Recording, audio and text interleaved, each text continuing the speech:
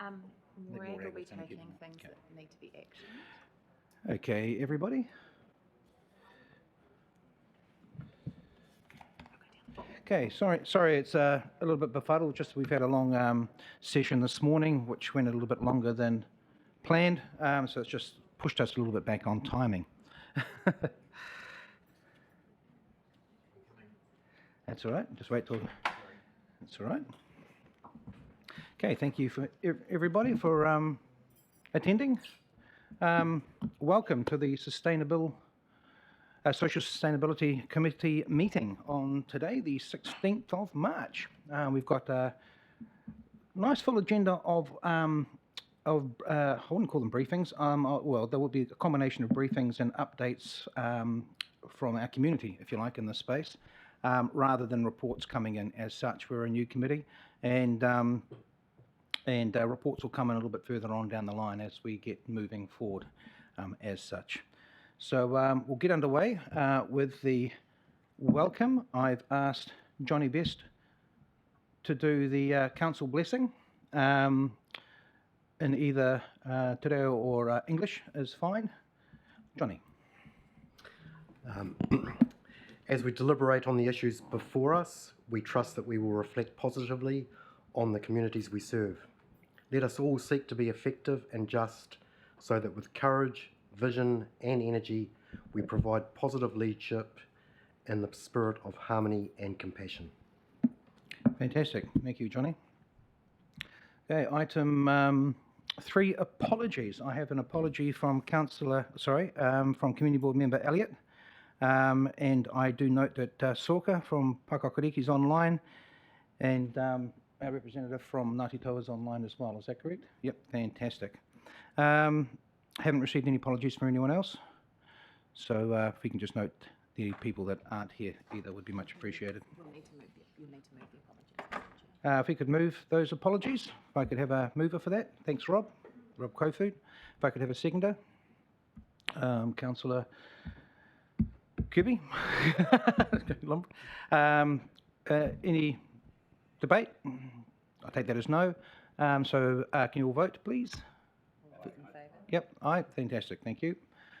Item 4, declarations of interest. Do we have any declarations of interest in related to any items on the agenda?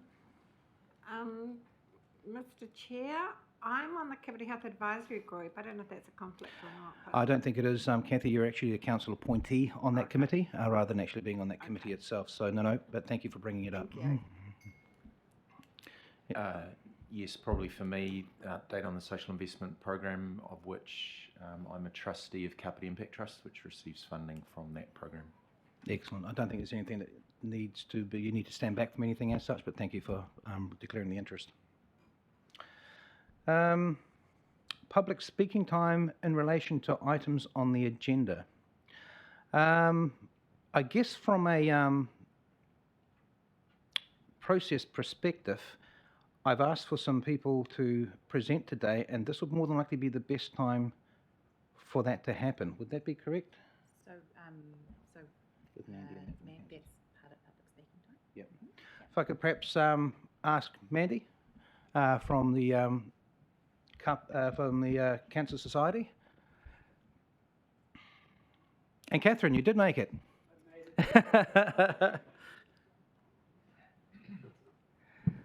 So before you start, I just want to do a little bit of quick background in relation to why they're here today.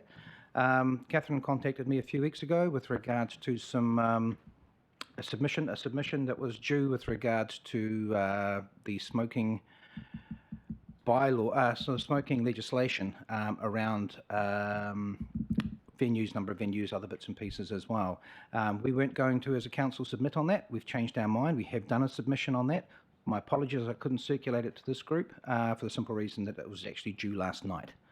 As such, so councillors did have a look at it over the last couple of days and added some bits. I don't think there was any feedback from councillors as such. It was a great, nice little submission as such. So yeah, that's the reasoning why we have the presentation coming in here as well. And I will let you, Mandy, move forward on that, and I will get some comments from people as we go.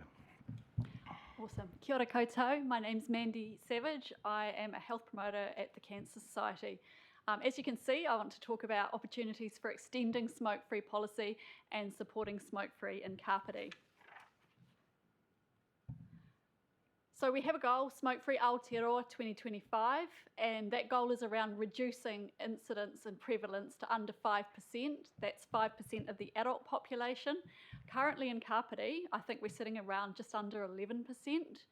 Nationally, the rate is 13%, but we have some persistent smoking groups in our community. We have, for example, our rate of smoking by Māori is around 31%.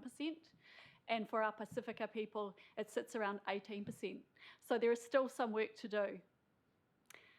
Back in the day, we're talking rewinding to 2008, KCDC was a trailblazer with its smoke-free outdoor areas policy with our parks and playgrounds.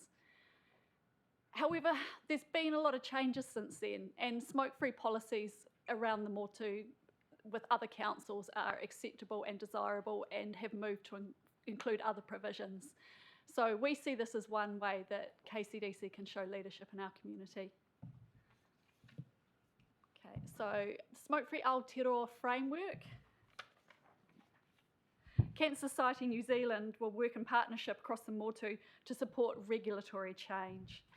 Apologies if this is just a whip through, guys. I realise I've only got 5 minutes. Okay. And of course, there's opportunities to work together for submissions, and we applaud KCDC. I only found out about your submission this morning, and we commend you for that. So what's the picture like in New Zealand councils? You can see we're in good company. 96% of councils have smoke-free parks and playgrounds. However, there are a whole lot of other provisions that KCDC could become involved in. So I won't go through all of them, but things like events, our council buildings, outdoor dining, even our transport hubs. I note with the redevelopment of the new transport hub in Paraparaumu, that is one area that could be smoke-free. And of course, we're also interested in extending provisions to include vape-free policies. So what is vaping? I just want to draw your attention to the types of vapes. You can see in one image you've got your older generation vapes, one that looks like a tank and the pen devices. The concern for us is around the disposable vapes. That's what all our young people are interested in. The disposable vapes are of concern to us because they are being picked up by people who have never smoked. What is vaping? It's the electronic device that turns liquid into an aerosol vapour, which the user inhales. Now, there is some evidence that people who are smokers can use vapes as a cessation tool. However, the image on the other side, there's the heated tobacco products. So this is heating tobacco to a temperature just before combustion, and it generates nicotine and other vaporised chemicals. Now, with these heated tobacco products, there's no evidence that they can be used as a smoking cessation tool. So where does Kāpiti sit in terms of our neighbours, our councils around us? You can see that Wellington City Council, for example, has a whole range of initiatives. We've got smoke-free outdoor dining, we've got smoke-free beaches, we've got the parks, obviously, events, big ones, council buildings. Same with Upper Hutt City Council. They have a whole range of provisions and initiatives around smoke-free. Even Porirua City, their infographic needs to be updated. They are also a vape-free city council. And as you can see, in Kāpiti, there's some work to do.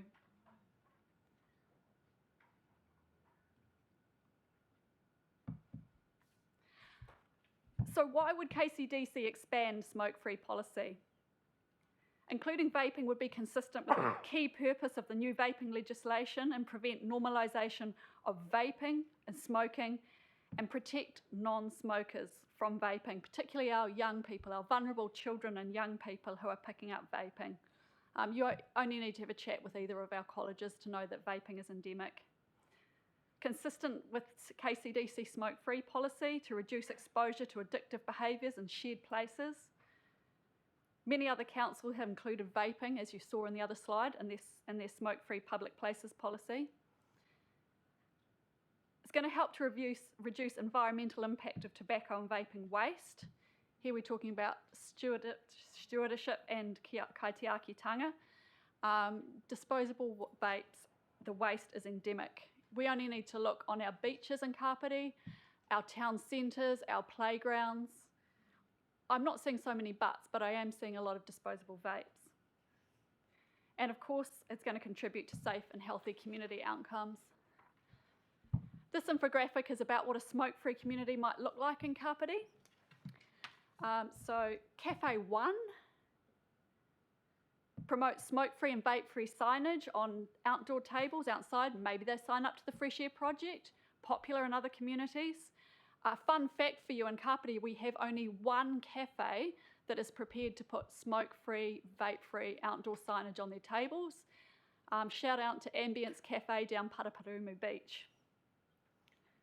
Next door to that, you might have a retail outlet displaying smoke-free, vape-free street or town centre signage on the windows to support. You might have a retail or a business outlet that helps promote workplace cessation to help its staff. You might have the second cafe there that chooses not to promote itself as smoke-free. And on the end, you're going to have a council building, say a library, with a smoke-free and vape-free perimeter around it. Like myself, I'm sure you've all had the experience of going into the Paraparumu Library and going through a cloud of tobacco smoke or vape smoke. So that's how we envisage smoke-free, vape-free working in Kāpiti. Thank you and welcome any questions. Thank you for that, Mandy. I'll start with just a general comment, if you like. So I met Catherine at the local government conference last year, and she showed me that chart where Kāpiti was sort of lacking in those areas. So I'm quite glad that we've been able to facilitate the conversation. I think it times quite well as well, because this is the update of our smoking policies on the current work program. And perhaps council officers, you can just clarify, it's something we're addressing sooner rather than later, is that correct?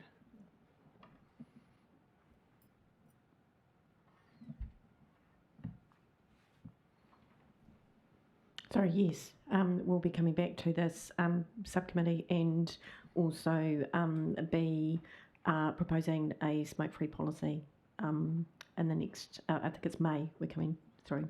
Fantastic. So that's absolutely fantastic.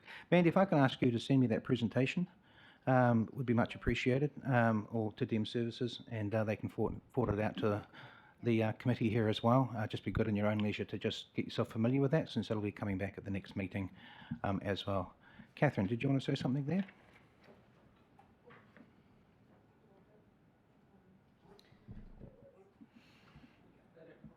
Of electronic goods, because clearly I'll break them. Kia ora koutou, ko Catherine Manning toko ingoa, no Ngāti Reo kau ki te tonga me Ngāti Tūkorohe. I have a vested interest here. My husband works for your council, and so when he leaves for home every day, he goes to your depot and enters into a cloud of smoke. Your depots are not smoke-free. That troubles me as his wife, because while I can keep him safe in his home, you are not keeping him safe in his workplace. So that's my first comment. The second one is, I'm your regional stop smoking service provider. I have been for the last, our service, Tākere Mai, has been your provider for the last 6 years. We have been coming up to Kāpiti providing cessation support to your council region. But we're the sticking plaster. We're the result of what happens when you don't have a smoke-free policy in place, when you don't have protection in place for your residents and ratepayers, and you clearly have a mandate under the purpose of your Local Government Act, which is where I met you at Local Government Conference. I have 10 years of local government as an officer, so I understand your environment and what's required at this end. But we want to work in partnership with you as your provider. So, kia ora.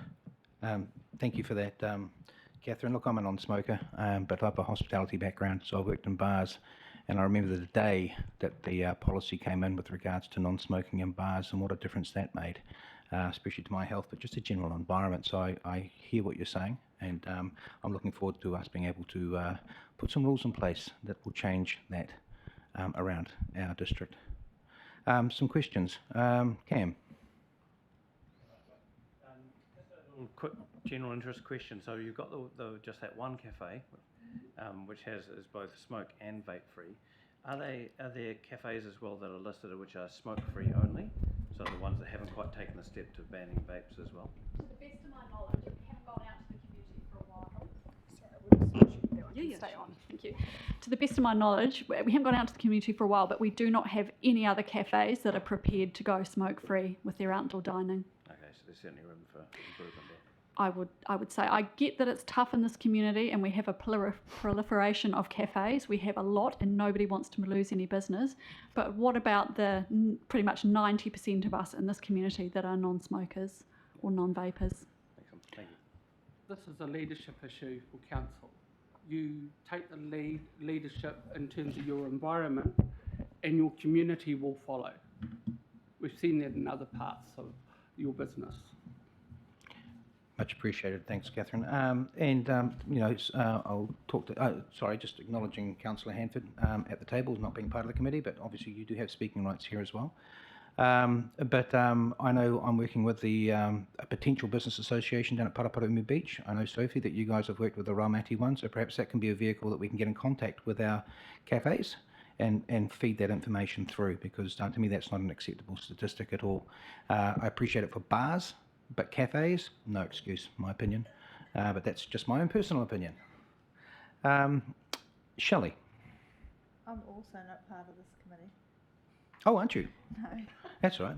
You're not Is that either. right? Okay, well, I welcome, just Shelley. have a point of clarification, kind of. You mentioned the 2 schools that you've worked with in Kāpiti, but actually I'm from Otaki. We have 3 schools that go to 7th form or level. I can't even think how beyond 7th form. Yeah, 13. So if you're doing work, because there is a big vaping, I've got teenagers. Same. It's I feel your huge. pain. Yeah. If you are doing work in Kāpiti, can you please acknowledge that we have 3 secondary schools that also need that help and support? Whaioro who are based in Levin are doing some work around vaping in schools and presentations around there, so you could get a hold of them to come in and work with the schools.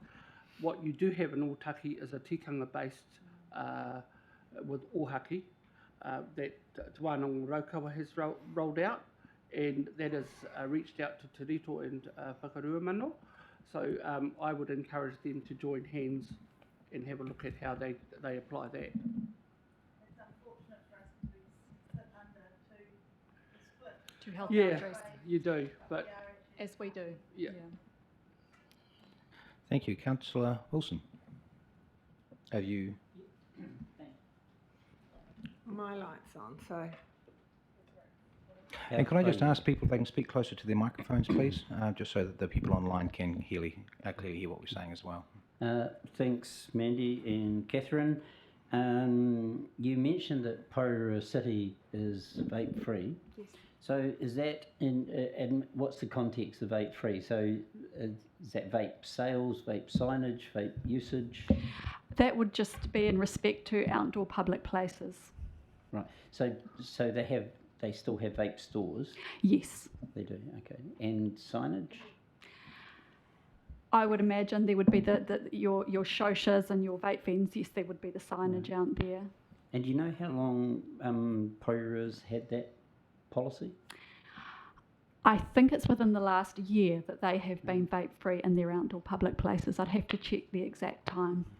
Might be worth us having a chat to Porirua City, just in terms of how enforcement's go, because enforcement becomes an issue, of course, with these things, and who's doing the enforcing, and then it starts getting interesting. So yeah. I'll through take you, a note of Mr. that. Chair, Regional Public Health, who look after enforcement, are directly behind us. Oh, cool. So if you would like to access that, because they can talk to you about the regulations, they can also talk to you about the legislation and how it's applied. Great. I'm very good at volunteering. Look, to be honest, sorry, Catherine, I won't go too much into that right now. We do have a body of work that we're going to be doing in the very near future. I'm sure council officers will be very, very happy in getting those details off you, because that information will hopefully come through as part of the decision process that we make with regards to in that space. But I'll certainly be following through with that, definitely. Appreciate that. Kia ora, thank you. Well, hang on. I think there's Kathy Spires is another question over there. As a person who used to smoke for 30 years plus, it's not that easy to give up smoking. So just wondering, have you any things in place to do that? And when I went to my doctor a few years ago, he said it is far better for me to smoke than to take antidepressants. So I kept smoking. So have you got any comments on that? First of all, I'm very sorry you got that advice. I'm very sorry that you did not have a clinician who had a well-being focus on you, because that certainly wouldn't be the advice we would be giving. You're absolutely right. It's one of the hardest addictions to give up. What we say is, if you're ready, we're ready to walk beside you. We customise a program to fit the individual. It's not one size fits all. So we have a look at your levels of addiction, what we can do in terms of your lifestyle to adjust it so that you're not going to fail in your journey. And we take the word fail out of your journey to quit. Because you need something to replace it. Well, you need, I think, I liken it to, if you started smoking at, say age 10 and you're now 40, 50 years of age, that's 30 years your body and your whole chemical makeup has learned to be a smoker. You have to unlearn that. And it's not a choice, it's an addiction. Yeah. And I think that's where we get it wrong, is we forget that we're dealing with an addiction, so we have to look at the weaning process. Right. Thank you. You're welcome. Do I have any other questions?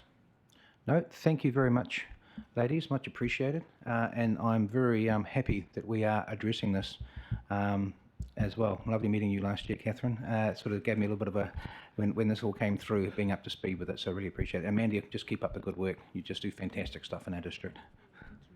Thank you. Thank you. Okay, just moving now to item 6, which is members' business. Any leaves of absence that anyone's requiring? I'm assuming more than likely not. And no matters of an urgent nature have been brought to my attention. I might transfer a general discussion to the end of the meeting, if that's okay. I'd like to get our presenters through first, and then we'll open the floor up, depending on time, with regards to members' business, members' business as such. Are you okay with that? Yep, fantastic. So moving on to our presentations and updates. We have a presentation from the Kāpiti Health Advisory Group, 7.1. If I could ask Graham and Sandra to come to the table, would be much appreciated. I don't know if everyone got the chance to read the email that I sent through, or potentially look at the website in relation to this. I've asked Sandra and Graham to come in to give us two different perspectives, if you like. The Kāpiti Health Advisory Group was an Amiral advisory group, and Sandra will go over that in regards to health space. We've been looking at panels underneath this committee to address certain areas, and we're looking at that being Kāpiti Health Advisory Group in the health space, as they're already affiliated to this council. So without further ado, Sandra. Thanks, Thomas. Yeah, fair call. Kia ora katoa. Thanks for inviting us. I'm Sandra Daly, and I'm currently chair of Kāpiti Health Advisory Group. And my task today is to tell you a little bit about the group. And I'd like to introduce Dr. Graham Scott, who's another of our members, and he's going to outline what's happening in that legislative and administrative space with the new health system, and what we see as some great opportunities for Kāpiti. And we just have to say how pleased we are to be working with the subcommittee to seek better health outcomes for Kāpiti. So we were set up about 6 years ago by former Mayor Guru, and we were chaired by Councillor Kathy Spears for 4 years, the initial 4 years. The group was formed in response to the concerns in Kāpiti at the lack of local health services and the growing calls for a hospital. Thank you. Thanks. Kathy brought together a wide range of representatives from health and wellbeing groups who set out to look at just what was needed here. While a hospital at that time was a desired solution, it was obviously not going to be a short-term one, and KHEG was charged to find ways to bring more services closer to home in the meantime. So for 2 years, we listened to the specific issues and concerns that various groups had shared with us, and it became clear there were 5 key priorities that people wanted to see improvements in. They were access to services, urgent and emergency care, improved mental health services, better care for disabled people, and care for our older people. Sadly, these remain our priorities today, although we're working on the last one to include more specifically the needs of families, particularly children, young people and older people. We have managed to achieve a number of successes through that time, and you'll see those on our website. We have drafted a set of terms of reference for our group, a revised set to reflect being a panel to your committee here, and Martin's going to circulate a draft that's almost ready for sign-off, but we'd really welcome your input and feedback. We know much remains to be done. As Graham will outline, there's an opportunity now for KCDC and KHEG to work together under the new locality systems and push hard for improvements to our health services. There's an opportunity for us all to advocate for and to develop a framework that suits Kāpiti. We recognise well that local authorities don't have resources to fund work in the health area, but we believe there's a lot that can be done in the meantime. We believe that KHEG has people with experience, enthusiasm, skills and networks to work with you to achieve the things our community wants and needs, and we're keen to get on with it. We look forward to working with you, and I shall now hand over to Graham. Kia ora tātou. Ko Graham Scott, aho. Emphasise my title doctor is in philosophy, not medicine, just so you're not confused. My background in health that's relevant here. I was once the chairman of the Central Regional Health Authority and then the National Health Funding Authority, and also worked on health policy with the Ministry of Health subsequently and in the World Bank. My involvement in this started with a request from Mayor Guru to think about the implications of the new health legislation, what it might mean for Kāpiti District. And when Mayor Holbrook took over the job, she also wanted a presentation on all of that. So what I want to do now is just highlight a couple of points that were in that presentation, which I think are very relevant to thinking about your committee and its engagement in health. The Paora Act, as it's known, has provisions in it for what are called locality networks, and these are defined in legislation as geographically defined areas for the purpose of arranging services, health services. Now, these have to cover the entire country, and there are estimates that there could be as many as 100 of these organisations, and a deadline of trying to get them all done by the 24-25 year, which seems highly unlikely. A few details of these things that will be of relevance to you. The boundaries of them are to be determined by Health New Zealand, or Te Whara Ora, and the Maori Health Authority, Te Akawhai Ora, with consultation, word carefully chosen, with local government and the Iwi Maori Partnership Board. Now, local government is listed there as able to be a partner, quote, in a health locality network, but there's no definition or anything about what that might mean. Also, the onus is on Health New Zealand to develop a locality plan for each one of these locality networks. That plan will have a 3-year time horizon, and according to the legislation, will then be, once approved, implemented by Health New Zealand.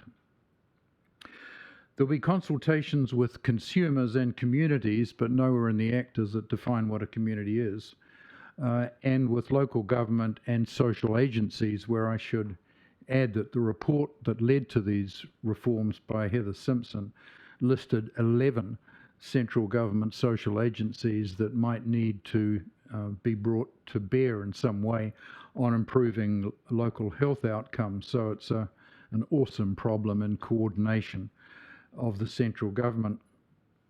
The iwi Maori Partnership Boards, and the one around here covers not only Kāpiti but Hutt and Pororua, is there, according to the law, to represent local Maori perspectives and to agree to the 3-year plan. It has a more authoritative role in the law there than local government. This is being rolled out, first of all, through 9 pilot regions around the country. That's now been extended to 12. They were chosen largely because they had very high Maori and Pacific populations. And the idea was that what was learnt out of these pilots would then be rendered down into templates and guidelines for the rest of the country to then go about creating locality networks in their area. But this is slow going, and the feedback that we're getting, such as it is, and it's not a lot, is that all of this is going slower than was intended. The Kāpiti Health Advisory Group was largely sidelined by Health New Zealand as we kept asking it for information and questions about how this community could be involved. There were issues they kept raising about the representativeness of, of the Kāpiti Health Advisory Group, and also pending a rollout later on.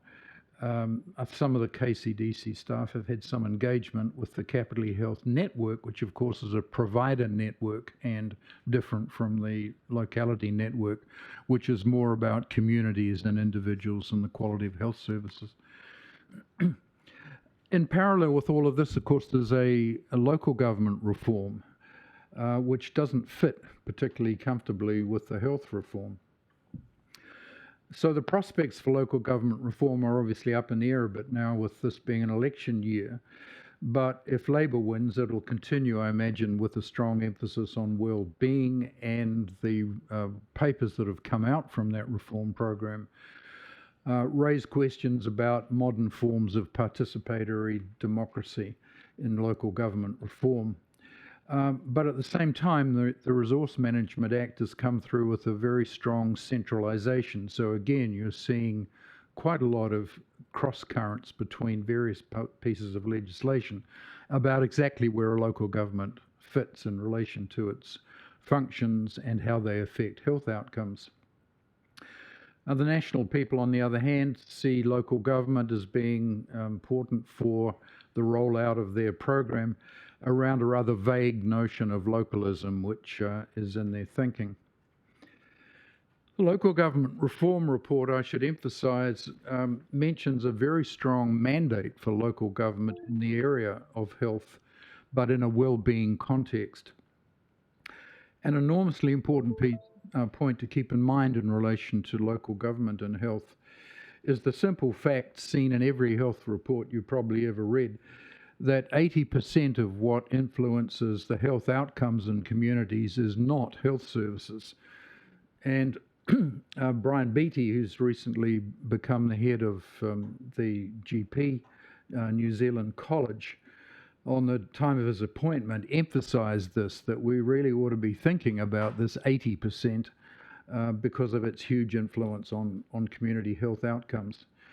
And of course, many of these things lie in the realm of local government.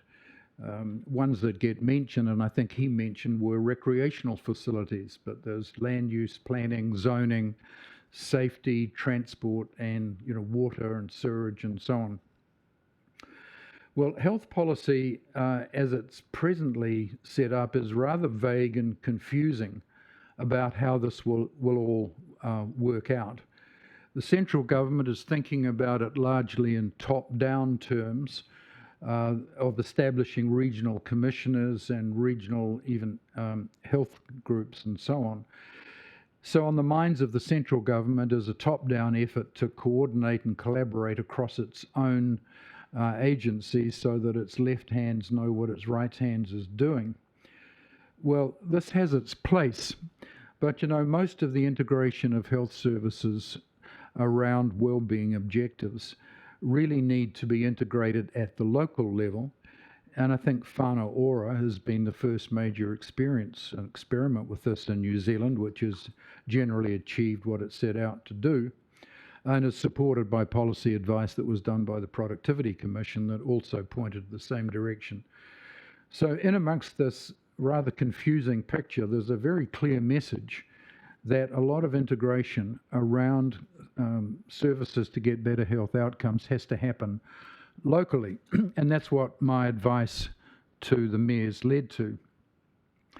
The KCDC needs to move, in my view, into this rather confusing space rather than sit back and wait for others to sort out these conflicting cross currents, and it needs to create the role that best suits its own community.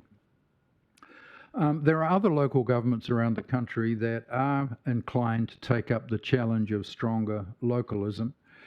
There are various possibilities that have been floated around this. Again, in the local government reform documentation, there's talk of participatory democracy and models from other countries like the United Kingdom, where you have joint strategic needs assessments between local government and the National Health Service of health needs, and in Scotland you've got community planning legislation. So New Zealand is not alone in thinking about this, but it's by no means a leader. Anyway, all of this is just background because I wanted to just place the particular advice about what CAG does for this committee within a broader context of local government reform. The arrangements that have been made for CAG to provide advice for this committee signals the Council's intention to step up and be active and realise the potential of these local networks. But as I've mentioned to you, it will not be realised by sitting back and waiting for somebody from Wellington to tell you how to do it. But let me be clear, it's not local government's responsibility to organise health services. But to ensure that its community interests are not distorted in the way that those services are designed and delivered. And also its role to effect a better integration of local government and central government services around local interests, which I've tried to emphasise here. So the local government work, I think, should be grounded in the interests of its constituents and not providers, planners or funders. And those of you who've been around health policy for a while will be aware of the problem all over the world in health, that what happens tend to be dominated entirely by the people that produce the services. So the trick here, I think, is to adapt local government statutory responsibilities, because the central government's not going to give you a big chunk of cash to go and do something new, or it may not. But also the task that you already undertake in long-term planning and land use planning, regulations, community engagement, the services you provide, can all be viewed through a health lens, and the question asked, well, what's this contributing to better health outcomes for our community amongst the other things that are involved? So you're adapting existing work streams to account not only for health implications, but to develop capabilities for assessing community well-being on a broader basis. Well, Councillor, that's my presentation. I'm very happy, as Sandra is, to answer any questions you may have. But again, I should add, I've just been appointed recently to CAG, and I'm looking forward to the opportunity to contribute to advice to your committee. Thank you. Thank you very much, Graham. Yourself as well, Sandra. From my perspective, I don't have any questions. The fact is that I've been involved with CAG over the last 3 years as part of my council role in the last triennium. I have a hospitality background, not a health background. But one thing that certainly came through to me with my interactions with that committee was the quality and experience sitting around that table. And it was my view that we would be foolish not to capture that for the betterment of our community. I appreciated the frustration that's been had by your group of volunteers with regards to the fidelity of what it is you do. So I'm hopeful that what we're putting in place here is a win-win for everybody concerned. I'm not expecting a lot of questions out of councillors, but feel free to ask any question you want, for the simple reason this is the start of a journey with regards to where we move forward in the space. I would like to think if we were to reflect on the quality of the presentation we just had, that we're very fortunate to have these people going to bat for us in this space. And I think it's essential that we do front foot this so that we get the things we want rather than being left with the things that others perhaps feel that we need as such. So I'm very much looking forward to the journey as we move forward. For reference for everybody, the terms of reference will be circulated that have been put forward. I didn't want to wait 8 weeks until our next meeting so that you can comment on those terms of reference, which will then more than likely go up the food chain for confirmation as such. I'm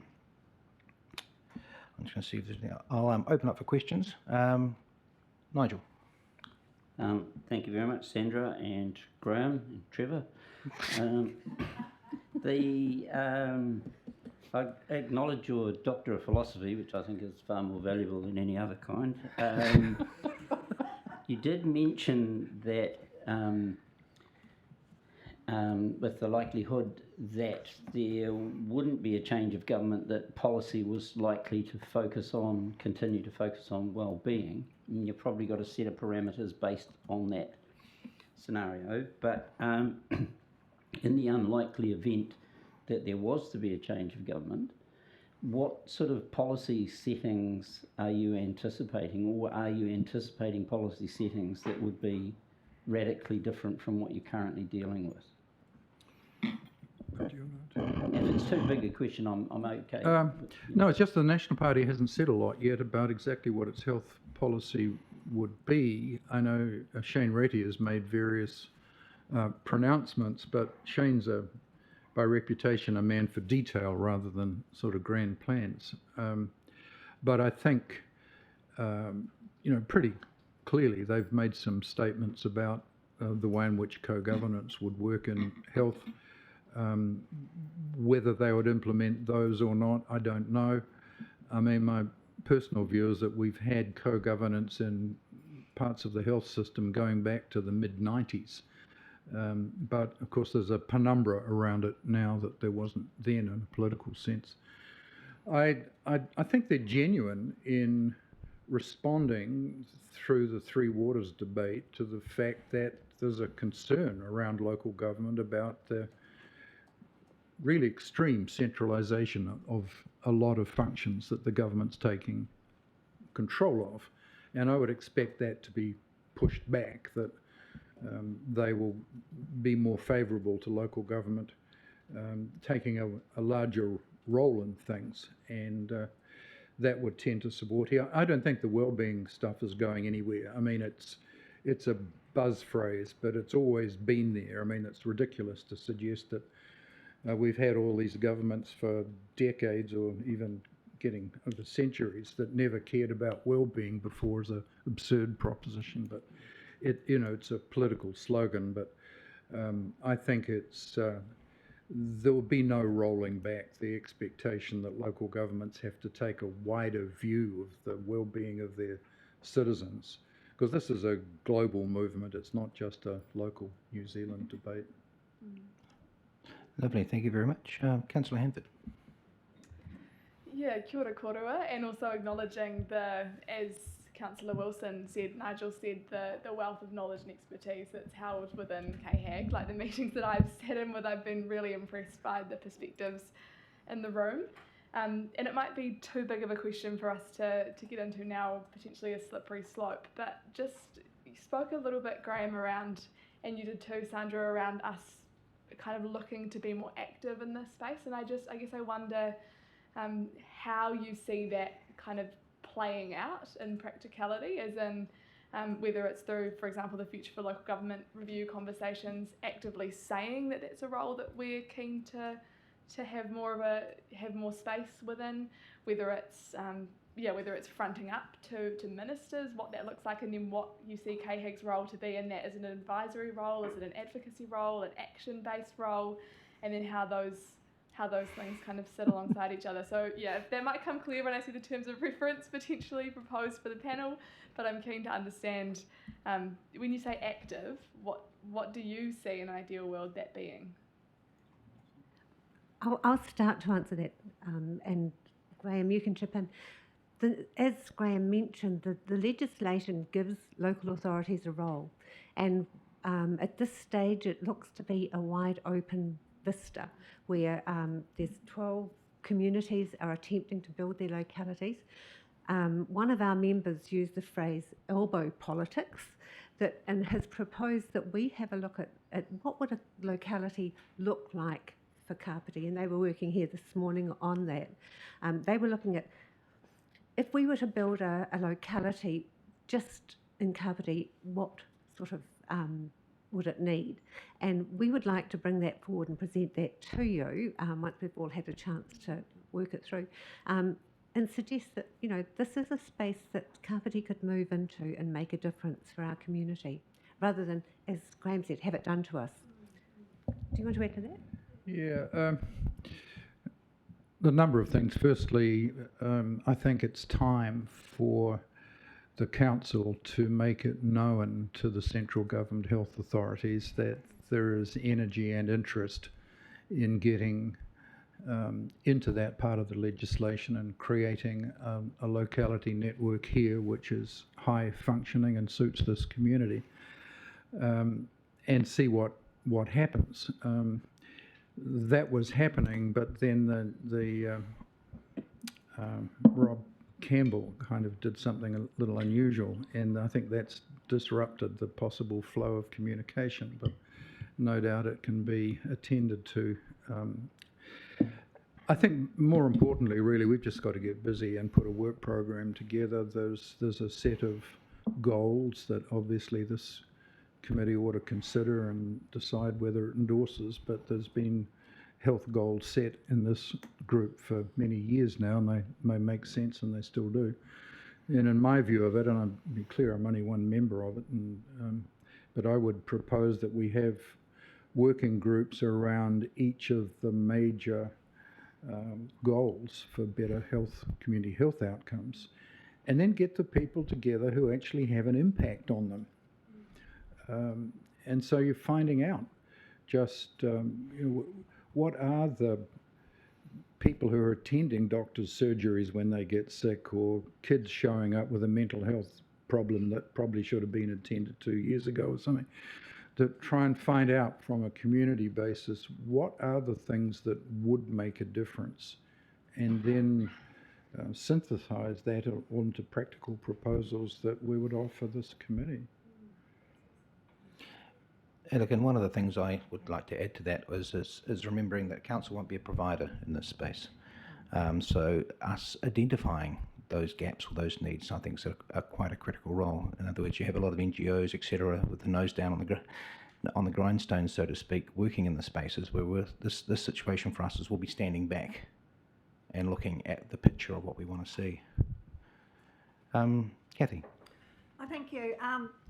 Councillor Hanford actually asked most of my questions, but you mentioned about the work program. So do you see that as working with like council staff, and who would KHAG do this work program, or would you like to work with council staff?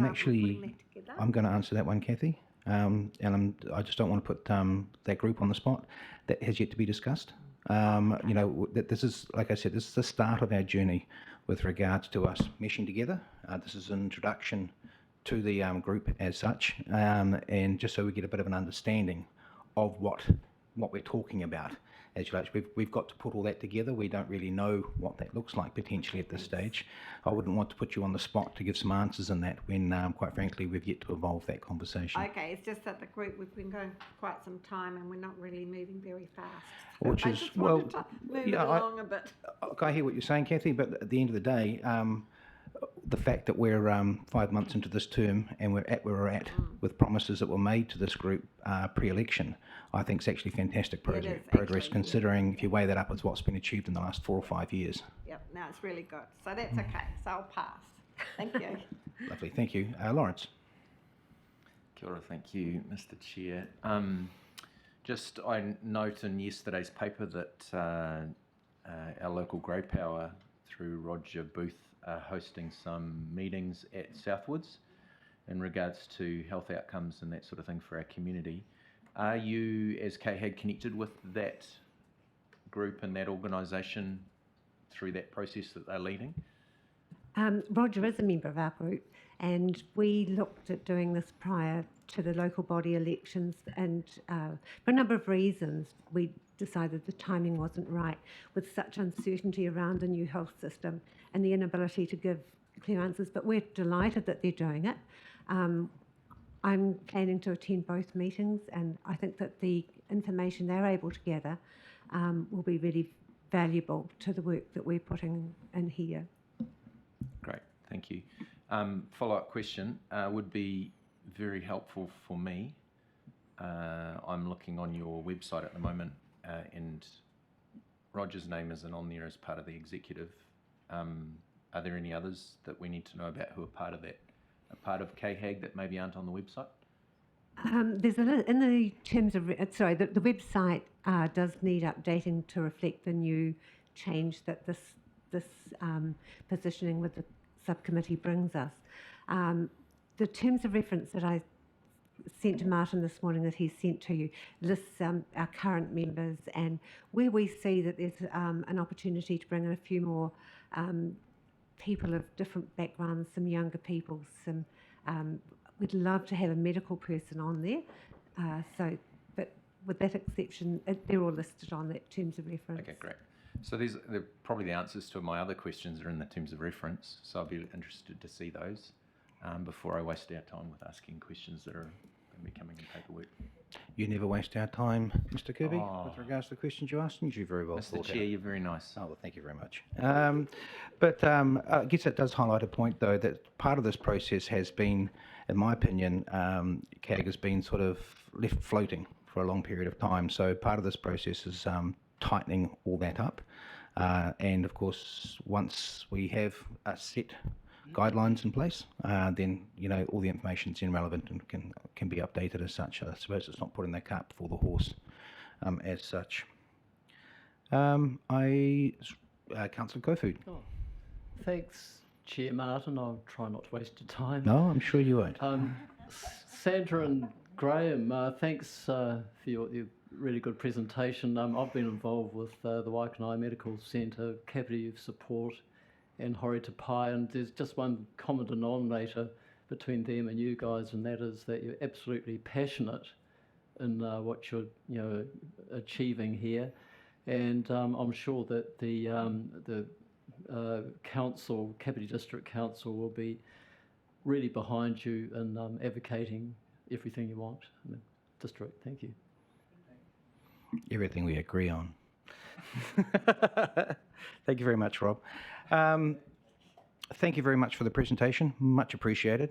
And I'm looking forward to the journey and looking forward to the outcomes. Thank you.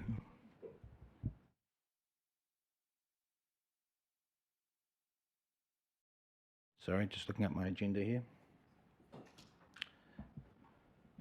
7.2, Asset Management Plan for Public Toilets. Get the fun, funky stuff. Yeah, no, please do. And having recently been in a camper van holiday around the lower half of the North Island, very much appreciate the fact that public toilets serve a very, very crucial role in our community.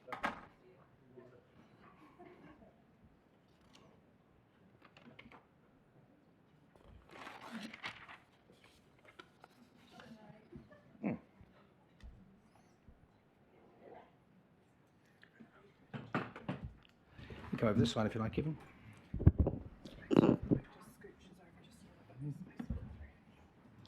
Kelvin. Oh, you've got another chair there. Fantastic.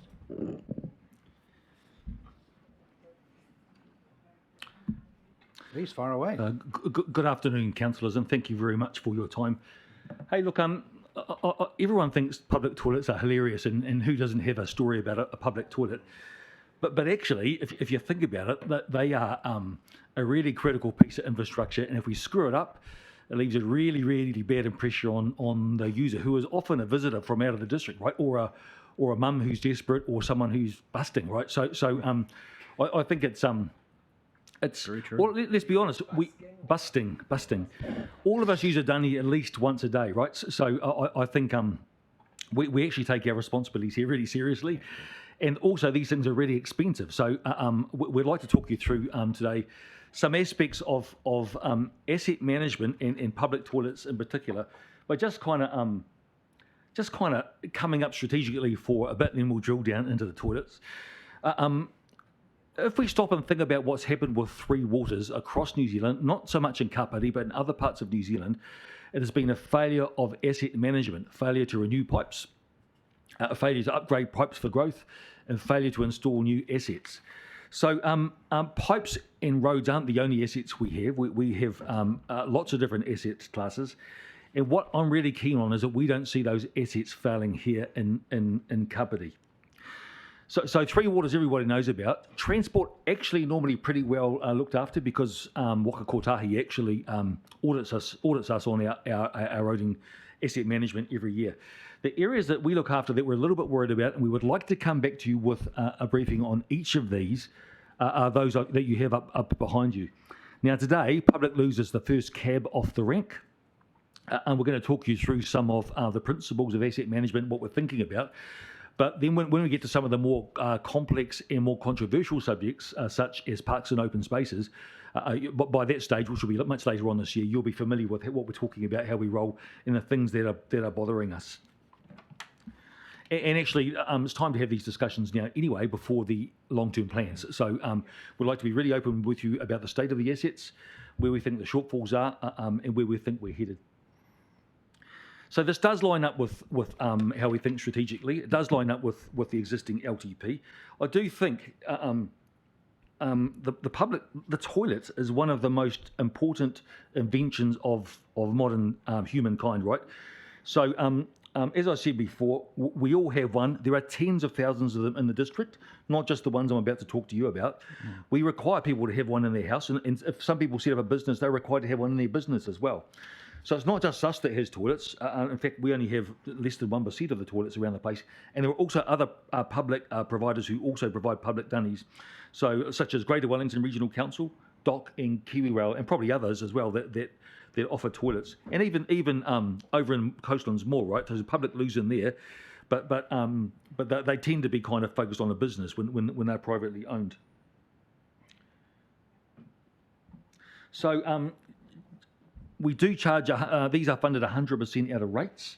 One exception of that is we have some government funding for 3 new loos on the cycleway network. There are other models for toilets. User pays, and lots of jokes about, pennies and things. So typically, in most modern cities don't use user charges for public toilets anymore. We have 41 public loos. In our, that might be a bit hard to read, so I've got some hard copies. Oh, thanks.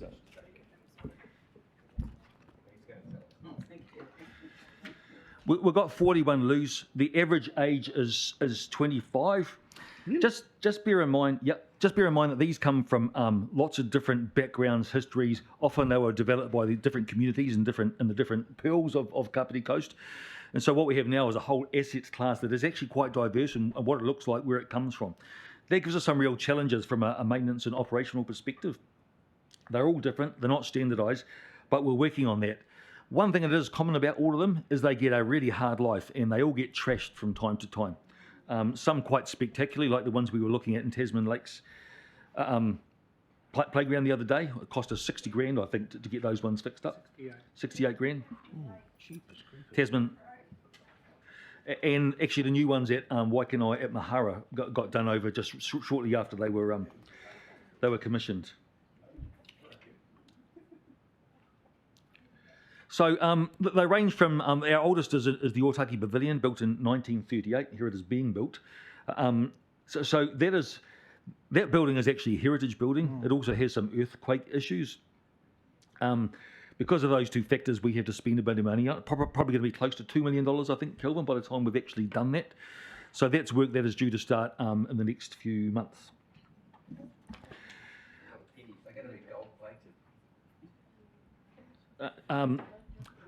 Public toilets are very expensive pieces of infrastructure, and there's almost nothing in construction that is more expensive than retrofitting a building that needs to be strengthened.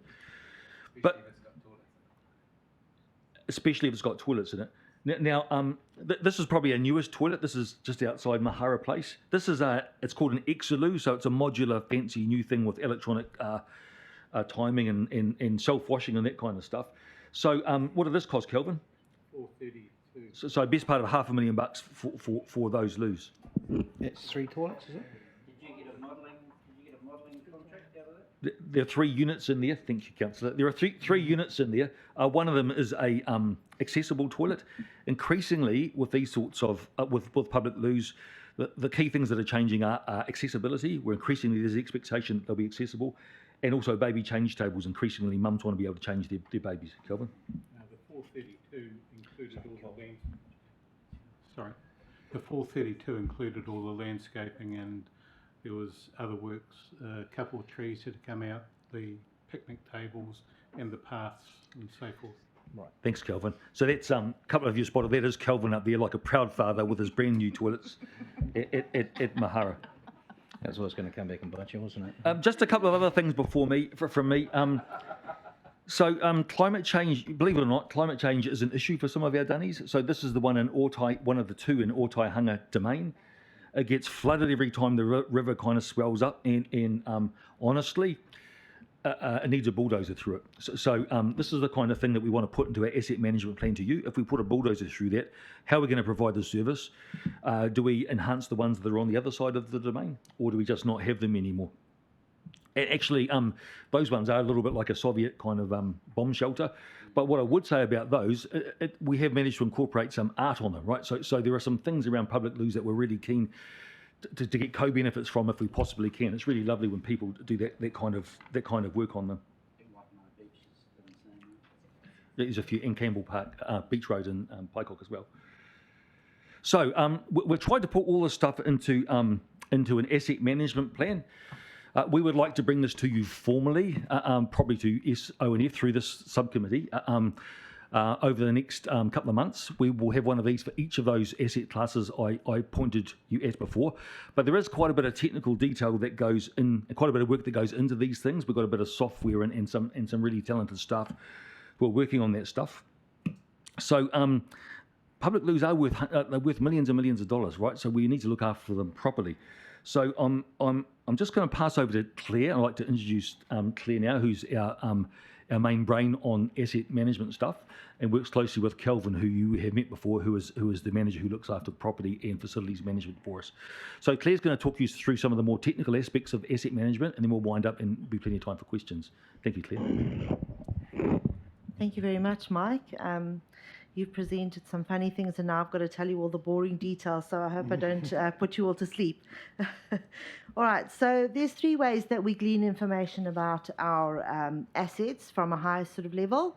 We do regular inspections every 3 years. These are done by independent professionals who come and look at our assets and condition grade them for us. We also have a database which holds the assets and is based on good asset management. And we also have our property staff knowledge, which is, we never ever downplay that, because they have such good knowledge of the assets. So this information tells us a collective story about the funding that we required in order to maintain our assets to the council standard. And one thing we'd like to note is that we've got historically high levels of reactive and unplanned maintenance and low levels of capital planned maintenance, and we'd like to look at how we can change that. So our assets are given condition grades, which help to guide planning for the renewal, so based on a bit of a traffic light system, from very poor up to very good. The 3 asset toilets that we have in the worst shape at the moment are Jim Cook, the Raumati Pool toilets, the Old Block, and the Paikakiriki Memorial Hall external toilets. Stop me if I'm rushing, sorry. So I'd like to make a distinction between renewing assets and upgrading assets. It's an important difference. We only depreciate for renewals, not for upgrades. So from some of the information we've gathered through the processes that I've mentioned earlier, we've established an understanding of which assets require renewals funding.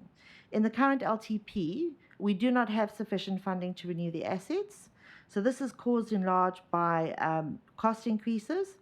One of the what we are short by is about 850,000 over a 6-year period. So we'll be looking to address this with you in the upcoming LTP process.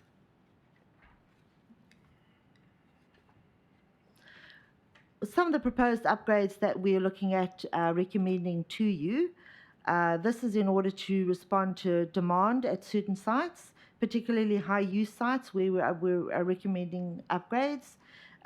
These are where we see freedom campers, we see some white baiters, school visits to different sites, and at the open spaces or general high-use areas. So we have also got a regulatory upgrade cost. This is for the installation of backflow preventer valves. This new rule is designed to ensure that dirty water does not flow back into the potable water supply. And this is a new requirement under the Building Act. So just to name a few of these, outside of the backflow preventer valves, we've got the Otahanga Domain East upgrade that Mike mentioned earlier. We've got the Otaki opposite New World upgrade, where we're looking at an additional toilet there. Raumati Township, Tutiri toilets, and the Waimano Lagoon, that's where we often see the freedom campers and white baiters. So in order to respond to growth and demand, there are new assets that there are currently no new assets funded in the current LTP. So this is outside of the 3 that we've got included in the Tourism Infrastructure Fund. If we were to commission any new assets, we would recommend to you a Peka Peka toilet. There isn't one at the moment in the Peka Peka beach. Awatea Lakes, that's near to the depot, if you're not too sure where that is, the Parapara Umu depot, and the Raumati South boat launch. We believe that these are areas that we think that it would be good to have an additional toilet there. And one thing to consider is that there'd be OPEX implications for every additional toilet that's added to the portfolio.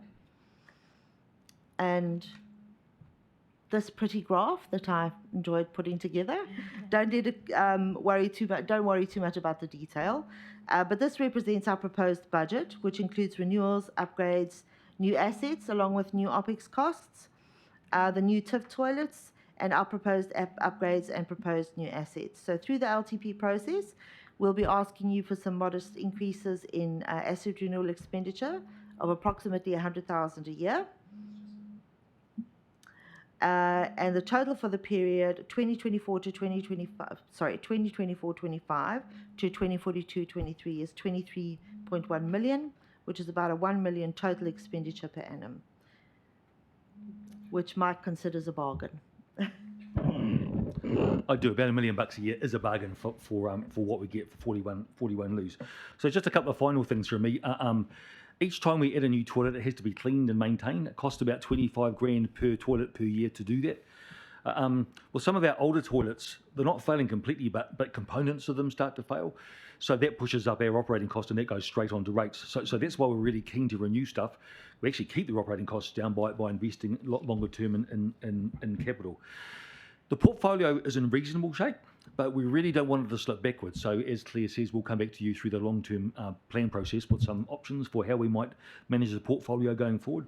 And we really want to use a similar approach to public toilets as we do, and apply this to all of the other asset classes that we have.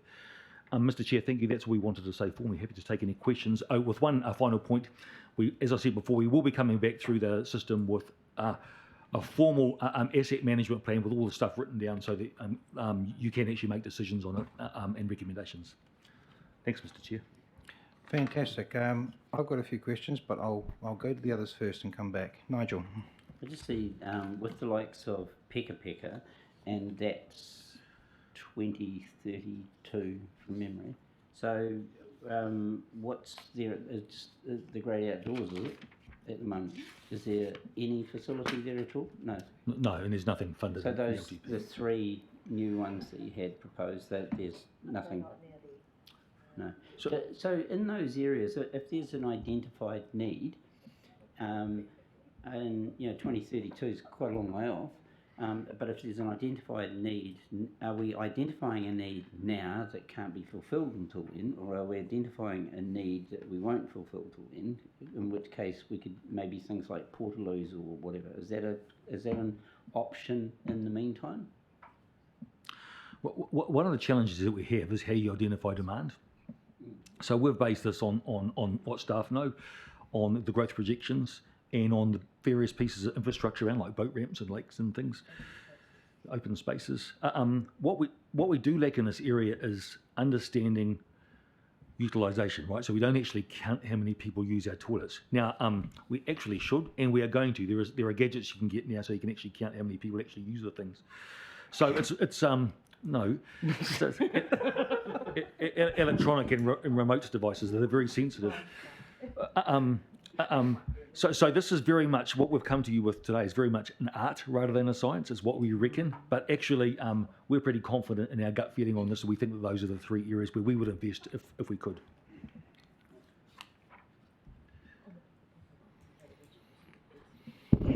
So on the Peka Peka one, we have had in the past a couple of written requests for toilets there. Yeah. Yep.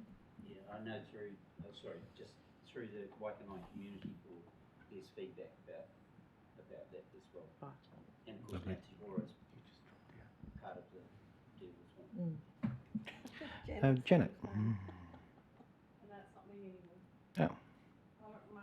That's back to you, Janet. Oh. Thank you for flushing out those issues for us. Here we go. Penny for your thoughts. Yes, get it out, guys. I just wanted to ask about the Otaki Pavilion, because that's just been an ongoing thing because of the expense. Does the fact that it's I've got a few questions. Does the fact that it's a heritage structure entitle us to any funding? Yes, there is funding. You want to push it down? I might have to push it.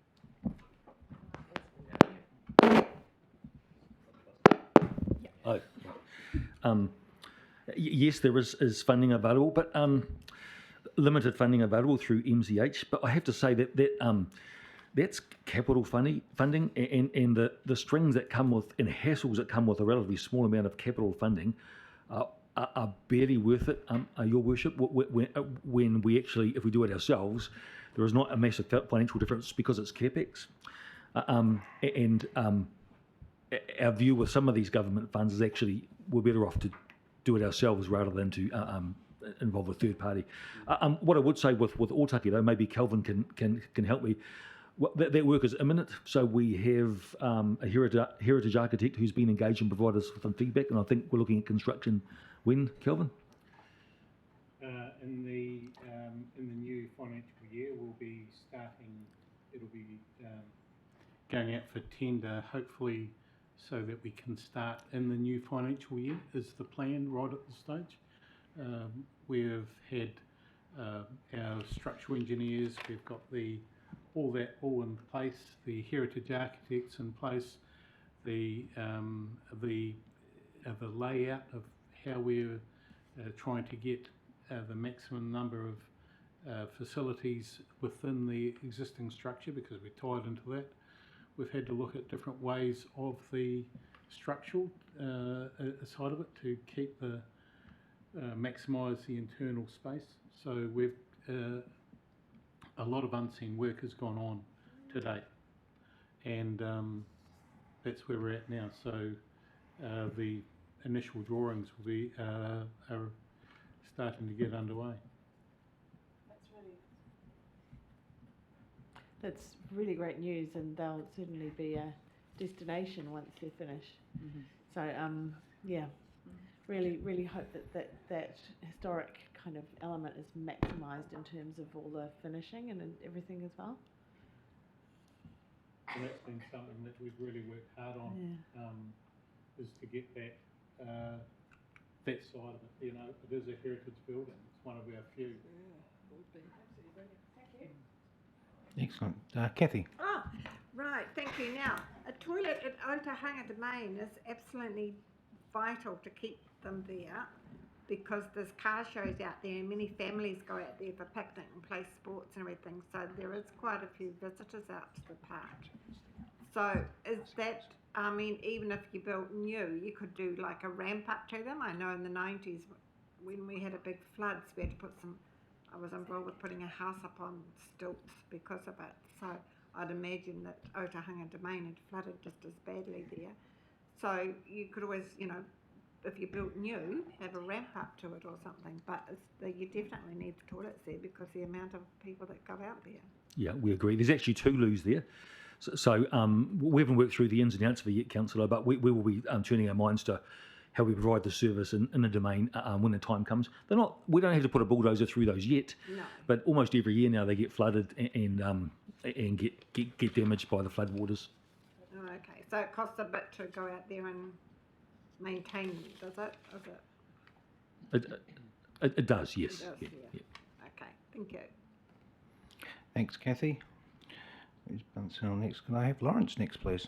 Oh, sorry, it's gone down to Shelley. I might just leave it there as it is. Shelley? I've just got a request with my horse riding hat on. When you're doing these renewals or anything around toilets, can you put in hitching rails and mounting blocks?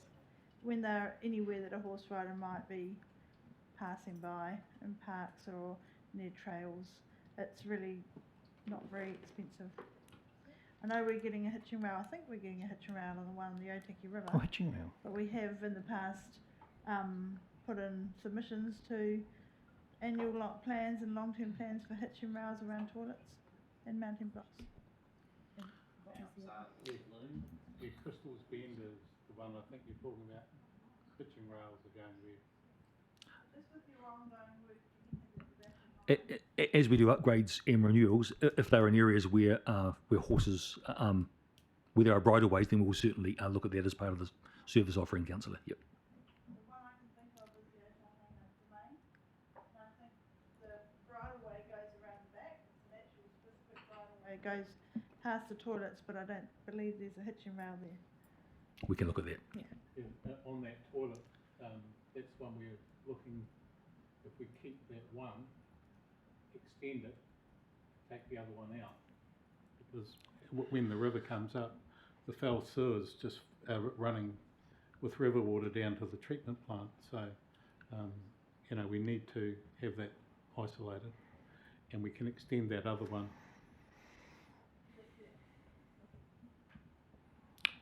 Thank you, Shelley. Lawrence. Through you, Mr. Chair. Thank you for this. I didn't realise we had so many across the district. 41's pretty good. I agree. $1 million a year in terms of OPEX for 41's pretty decent value for money. My thoughts. I'm really interested in some of the details on how much usage we're getting of some of these. 25k is a lot to spend on one person a day, potentially, if that's what we're averaging. And I would like to see us be putting toilets where we don't have them, and we've got, you know, changes of usage patterns.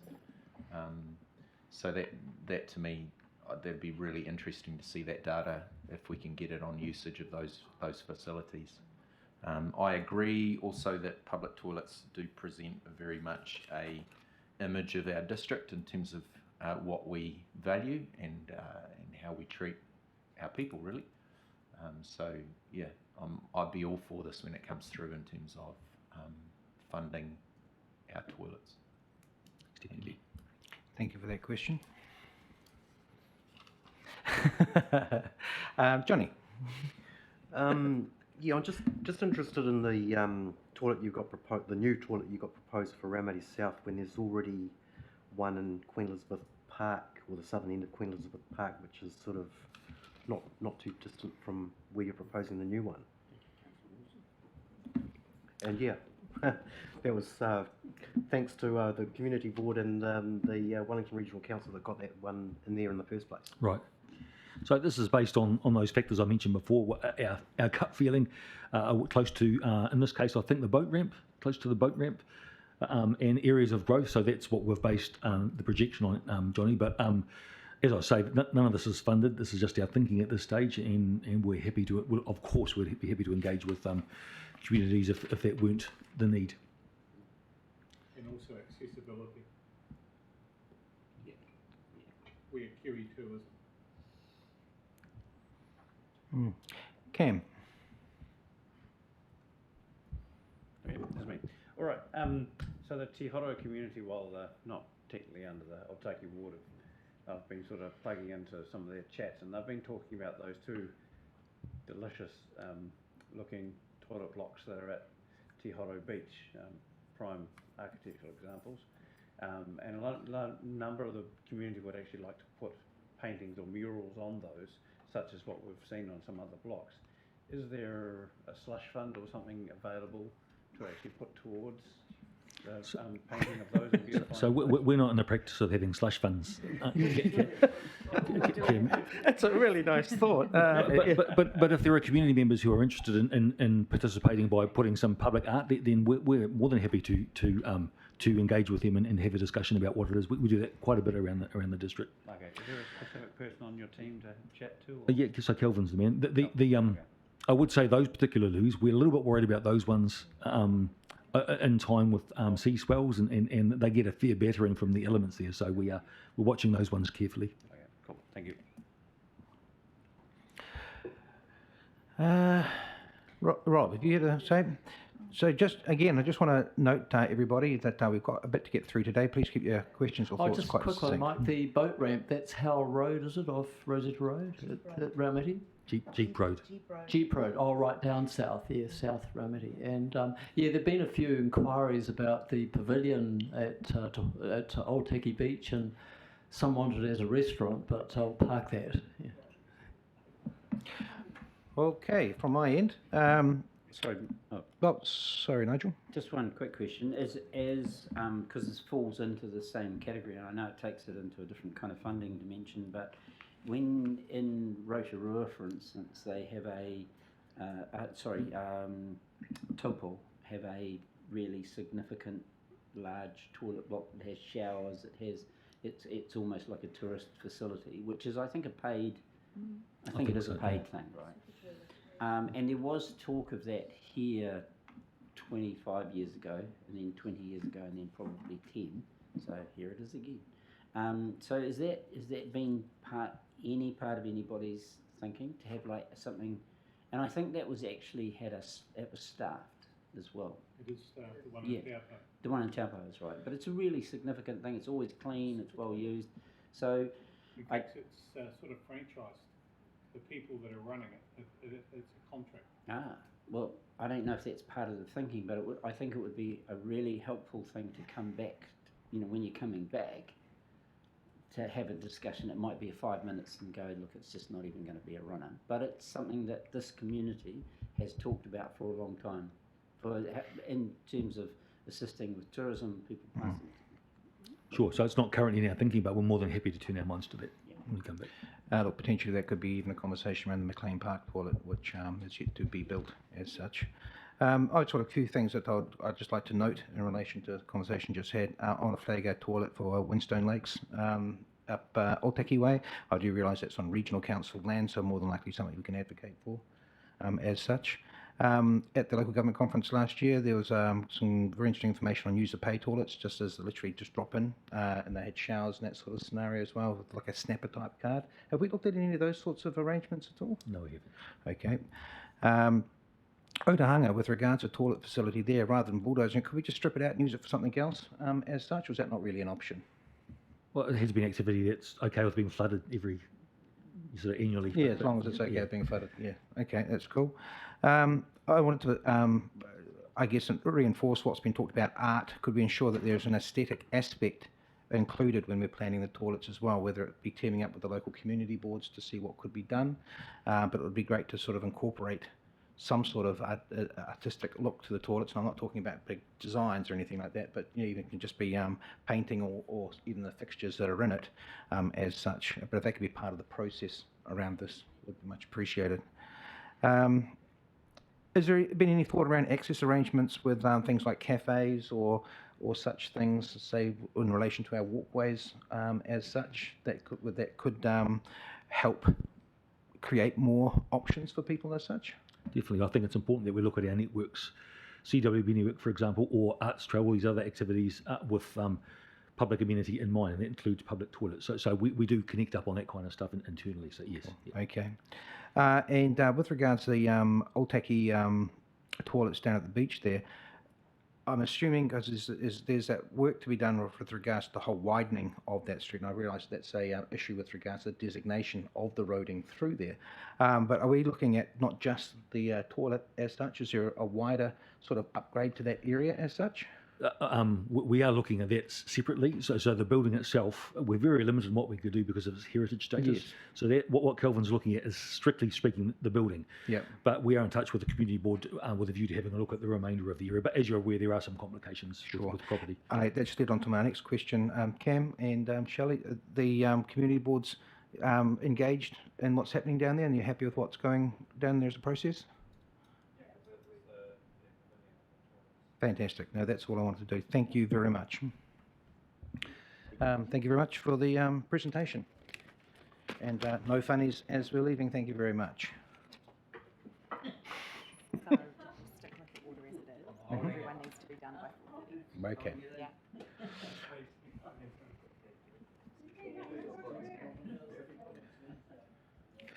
Okay, moving to 7.3, an update on the social investment program. I will note that this is an update on the social investment program, so it's not necessarily trying to find out too much about what is the social investment program. Oh, that is what it is. That is what it is. I can make some I will just be quiet and. May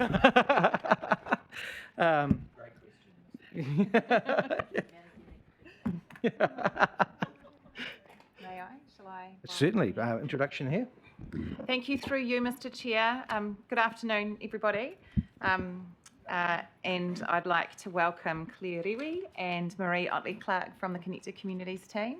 Actually, this presentation today is a little bit about what you need to know about the social investment program. So, at the last meeting of the subcommittee, there were a range of suggestions for things that could be considered for the work program that we will bring back in front of you. But one of the areas that a member of this committee expressed an interest in was understanding where all the money goes. That's a little more complicated than what we can tackle in one presentation, but we thought we would start by giving you an update on the social investment approach and program attached to it. This is something that the last council agreed for the next 3 years towards the end of last triennium. But it is something that you as a committee during this triennium will potentially be receiving updates on. So we thought early in your tenure as members of the subcommittee, we wanted to, I guess, lay the groundwork in terms of your understanding of the social investment program. And with that, far from brief introduction, I'm going to hand over to Claire and Marie to take it from here. If you don't mind, we will try and crack on and pause in one or two places for questions, but would like to be able to take a few slides at once before we pause, if that's okay, because I am mindful that my colleagues who are following us have meetings with members of the elected body at 4:30 in one form or another, so we're keen to make some quick progress here. Kia ora koutou. So we're just going to do a brief, very brief, talk about what the social investment program is. So as you can see, in 2017, we decided, well, actually the council decided that we needed to look at a new approach to how we funded some of our community organisations. And so it was quite a huge chunk of work. It included a lot of community engagement, and the result was that we had a development of a whole new funding model and a lot more focus on outcomes, social outcomes for our community. What is it? It's hard to do this. It's sort of three blocks to it. There's the funding that we provide to our community organisations. It is our part of work with the community around building their capacity. And there's one piece of work, and this was a one-off piece of work around social impact grants, and that was a result of trying to support our organisations in response to COVID. So the piece of work around the whole program, we have 3-year funding agreements with outcomes related to those funding agreements, and that's around the betterment of the betterment of delivery of services for our community.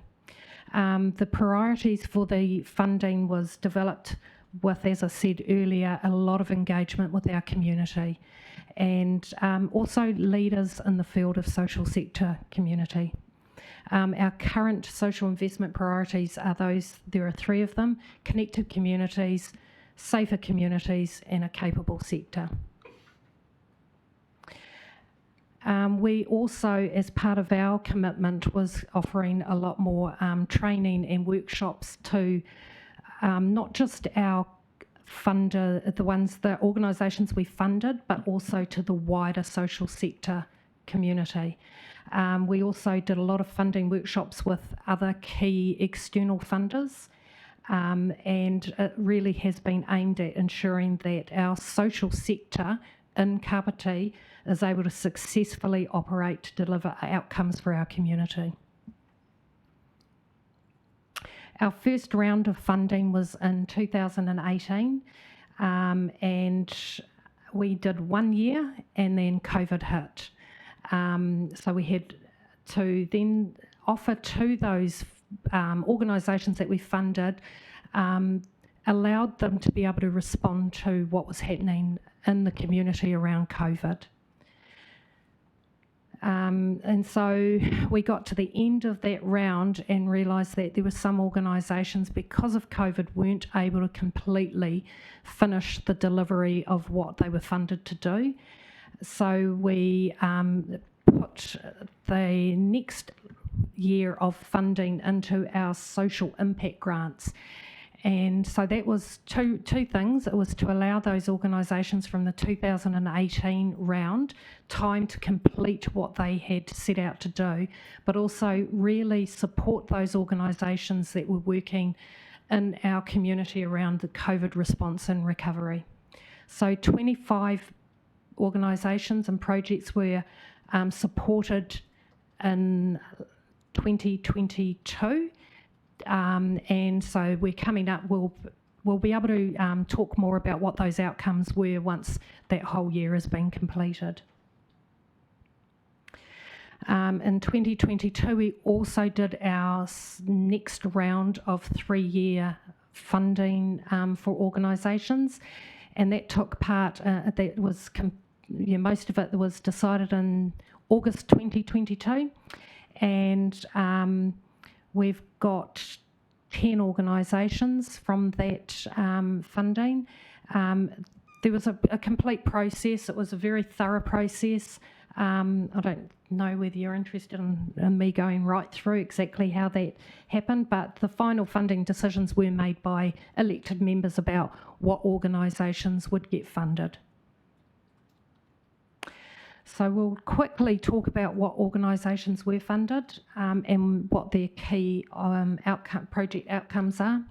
So Atiawa ki Whakarongotai, with their organisation called Manaaki Kāpiti, they were a group that were created from the iwi to do the COVID response and recovery. They're looking at a range of activities around trying to deal with inequity and well-being of whānau across Kāpiti, mainly within the iwi of Atiawa. Birthright Live-In has stood up to come back into Otaki to deliver services, and that's around supporting whānau led by one person in a whānau. So they're looking at coming back into Otaki. Energise Otaki is an organisation that we've been working with for a long time, really quite inspirational and leaders in their line of work. So they're looking at carbon footprints and their warm-up Otaki and Beyond project and growing a carbon capture forest. He Tangata Village Trust is a new organisation that we've been working with. They're looking at affordable social housing for young whānau and developing a wraparound service to help those young whānau in need. Kāpiti Youth Support is an organisation that we've been working with for many, many years, and they're looking at their ongoing mentoring program for our Rainbow community and rangatahi. Paikakariki Pride is a organisation that's been around for a long time, but is only just a new organisation that we've been working with in the social investment area. So although it's around delivery of their Pride Festival, there's wider outcomes from that around connecting up our Rainbow community and making people feel safer and connected in our community. Sorry. Te Puna Oranga o Otaki is a fairly new organisation. They've stood up with the COVID response and recovery and have been growing from strength to strength. And they're also looking at providing a community-led development and spaces for the community of Otaki, accessing resources, services, and continuing to build on some of the community-led initiatives they've been doing. And our safer community priority, we've started work again with Greater Wellington Neighbourhood Support. It's been a really good partnership. They've employed 2 coordinators for our area, one specifically for youth and rangatahi and one in general. And they've started off with the Hisana Raw, and I talked to the coordinator last night and she's barely keeping up with the number of requests she's had. So that's they're also looking at creating a safety forum and working more closely with those other organisations working in this area, like our community patrols, police, and other things like that. In our capable sector, we have a partnership between Volunteer Kāpiti and Kāpiti Impact Trust. They were the 2 organisations that we worked with in the first round, and they're looking at building on what they've already started around building the capacity of our social sector. They're also going to be, as you say, can see, they're focusing on facilitating core leadership groups, championing iwi wellbeing and growing people's skills and capacity. And we've been working quite closely with them around some of the workshops that have been and training that have been provided to our community. Should we stop Yep. for a minute and just see if there's any questions?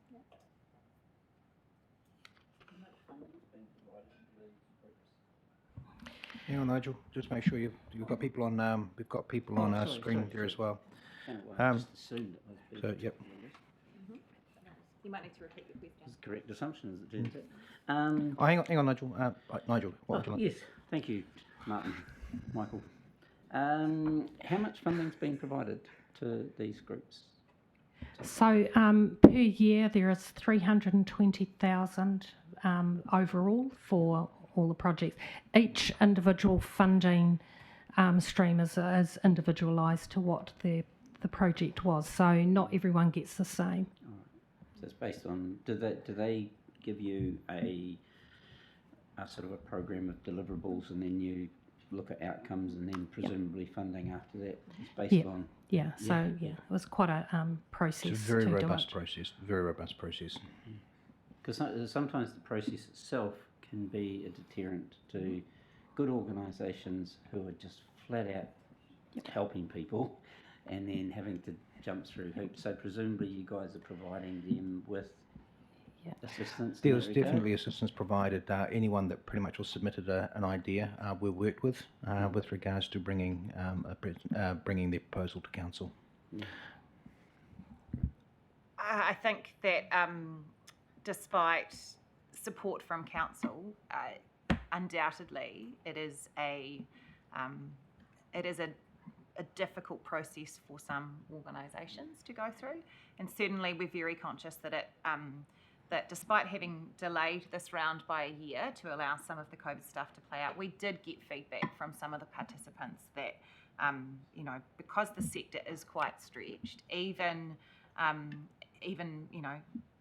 after having delayed it for a year, it was still quite a significant process to go through. So we're obviously always looking for opportunities to identify where we can provide more support to organisations as they go through that process. Just one quick follow-up on that. I noticed a few of them were specifically COVID related. They were sort of set up dealing with COVID. Now that COVID, appears to have been gone, were those organisations, did that have a lifespan based around COVID, or? So while they may have started up around COVID response, there is still a lot of work to be done in the recovery, and there is still a lot of COVID in our community at the moment that they're responding to as well. And also it was quite a rigorous procedure that people do have to go to and through, but it's finding that balance, because we're accountable to our ratepayers, so we need to make sure that we do have quite a vigorous and robust procedure. Please continue. So in 2021, the long-term plan allocated $50,000 per annum to aid in addressing inequity in Otaki through this program of work. In 2022 in May, the Strategy, Operation and Finance Committee endorsed that we use that first year of funding to establish priorities for what we will look to do in this area.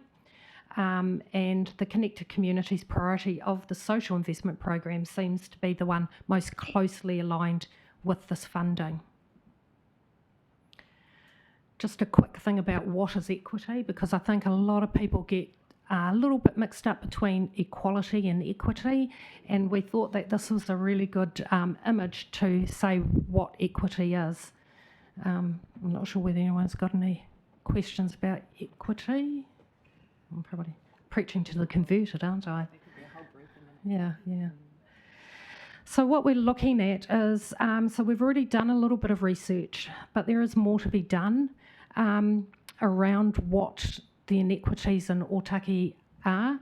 Poverty is probably the one of the most significant contributors to inequity in Otaki.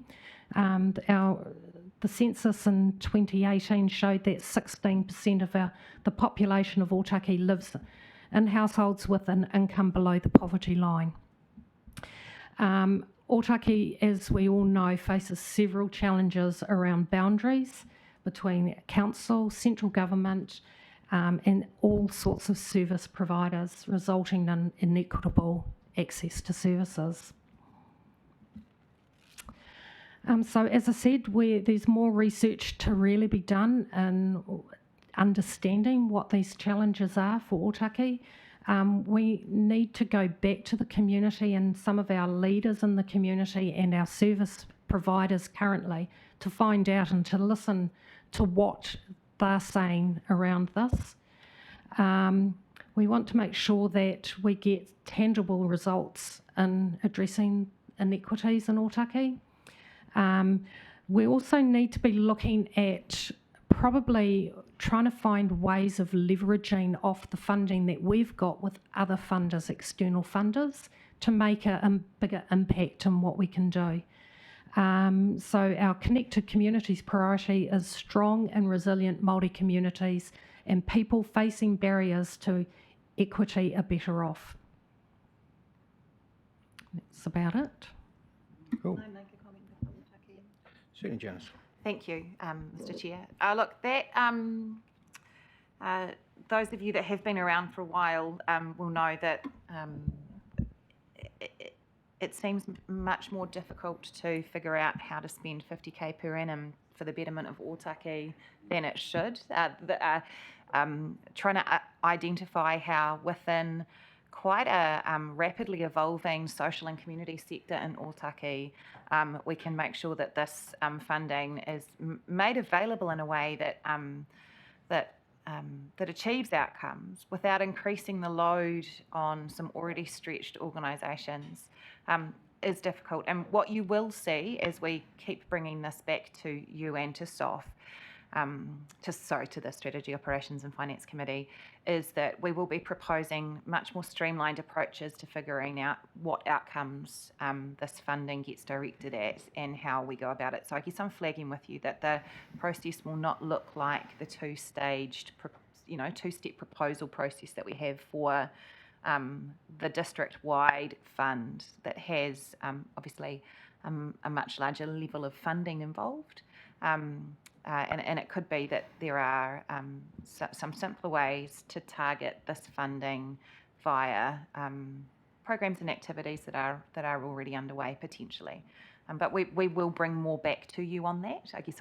But I want it to be really clear to you that it will be a different process, and potentially what we might ask is for officers to be able to direct some of that funding without multiple decision-making stages here at this table.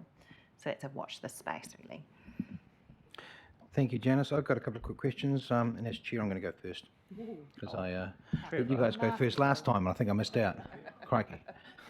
Look, I just wanted to clarify a couple of things with regards to the funding. Some of you might have been thinking, well, hang on, how does that fall in with regards to where councillors can do the allocation this time round? That'll be towards the end of the triennium. Unfortunately, that was the hiccup with COVID, that little thing that happened in the middle of the last triennium. Sort of just changed the timing by a year. So it will happen towards the end of this triennium with regards to the following 3 years. That would be correct, wouldn't it? I'd also note that in the last long-term plan, 50,000 was put forward for a youth centre in Ōtaki as well, which is being utilised, as well as this 50,000 for 3 years. Just an observation, and please feel free to take that as you will, that perhaps the community board could be involved with that allocation of that 50,000 or work in partnership with council officers in regards to that to potentially help streamline that. But that's perhaps a conversation to have with them. Would be something that would be good. I'd love to see some head towards the Wakaama guys up there as well, but I think they're doing some great stuff with the kids up there. And do I assume that the first piece of work which you're currently working on, would be finished this financial year? I know that's not far away. Are you talking about the Ōtaki specific? Yes, you've had 50,000. That's the plan with that, is it? Yeah. Fantastic. That's my questions. Thank you very much. Cam. Yep. Thank you, Mr. Chair. Trevor, whatever we're calling you at the moment. I haven't been along to the Community Network Forum in Ōtaki for quite some time, but is that something that KCDC is attending to try and get hold of what the needs in the community are? Yeah, I do regularly attend when I can. Yep. The Ōtaki Equity is really looking at those services that are working in Ōtaki that have a really good footprint in Ōtaki as well. So that's what we're looking at, and possibly looking towards working with our trusted partners that we're already currently working with or have worked with recently. Okay, cool. So under control. Thank you. Shelley. The $50,000 for a youth centre, where has that gone? It's still there. It's still there. We're still currently trying to work on a plan, so it hasn't just gone away. We're still working on the plan, and yeah. I think we're on track probably to be able to bring an update to your next meeting about that. No more questions? Fantastic. Thank you very much. Claire? Sorry. Mr. Trevor? Oh. Yes, Nigel. Just two things. One is I accept that and I raised this before, addressing the needs in Ōtaki and the caution about not stigmatising Ōtaki, because Ōtaki is frequently stigmatised as being like poverty-ridden, etc. And it isn't. I mean, it's got its issues for sure, and they need addressing, but it's just a noted caution around that. And the other one was the assistance to the Pride in Paikakariki, and talking to the organisers last year who both had COVID while it was on, but with a view to expanding that across the whole of the Kāpiti coast. So is there a view to doing that, or is this specifically for what's happening in Paikakariki, or is there something that might be able to be expanded? The funding that they currently get is for 3 years, so we wouldn't be in a position to increase any funding to them within this within this 3 years. If they were wanting to look at something, they'd have to come back in through the process as everyone else would have to, and would look at it then.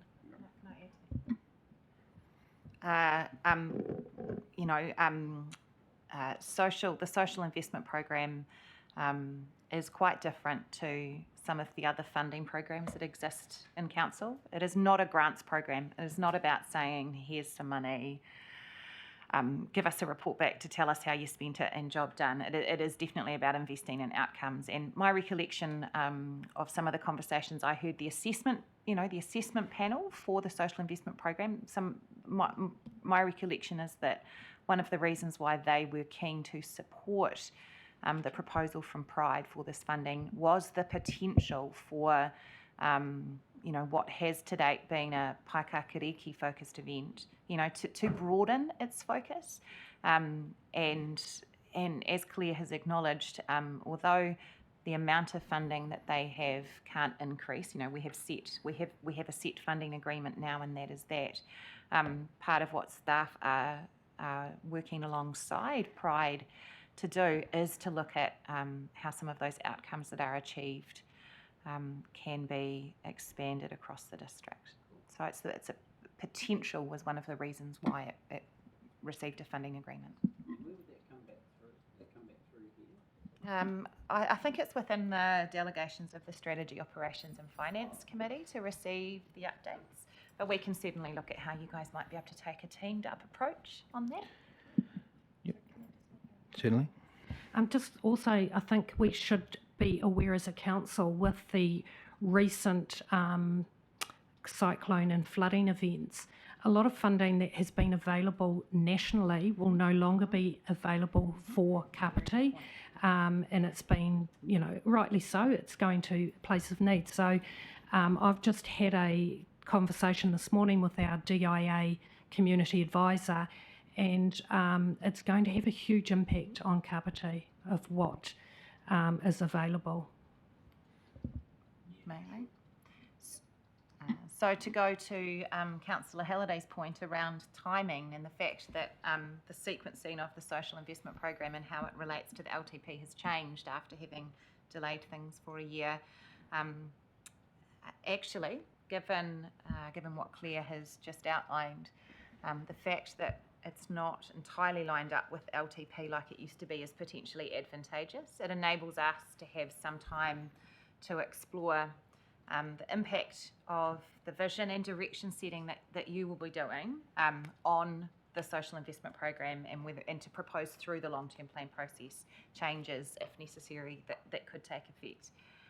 So the stars are unexpectedly aligning quite well in that sense. Excellent. Only comment I wanted to add to that is obviously the Pride, that was the first time that they did that actual activity, but maybe the large events fund could be an option for them as well, potentially. But potentially, just to throw into the mix to consider if they wanted to do something earlier. Yeah. If you've got an affiliation, you might want to pass that on. Other than that, thank you very much, and thank you very much as well, Marie. Mm-hmm.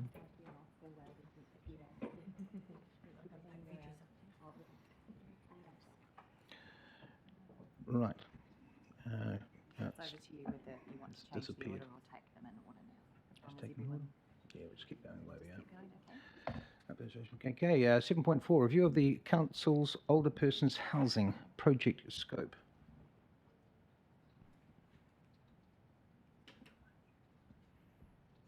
This should be of particular interest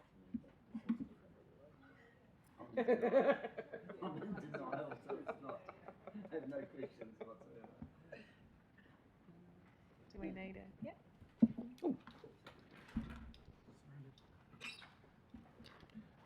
Thank you very much. Who's leading the presentation today?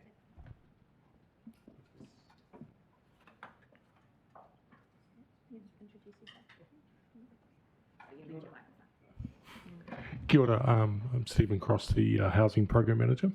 Hi. I'll be presenting to you today on a proposed review of older persons housing, and we'll have some questions that we'd like to put to you at the end of the session and get your feedback on some of the aspects of the review.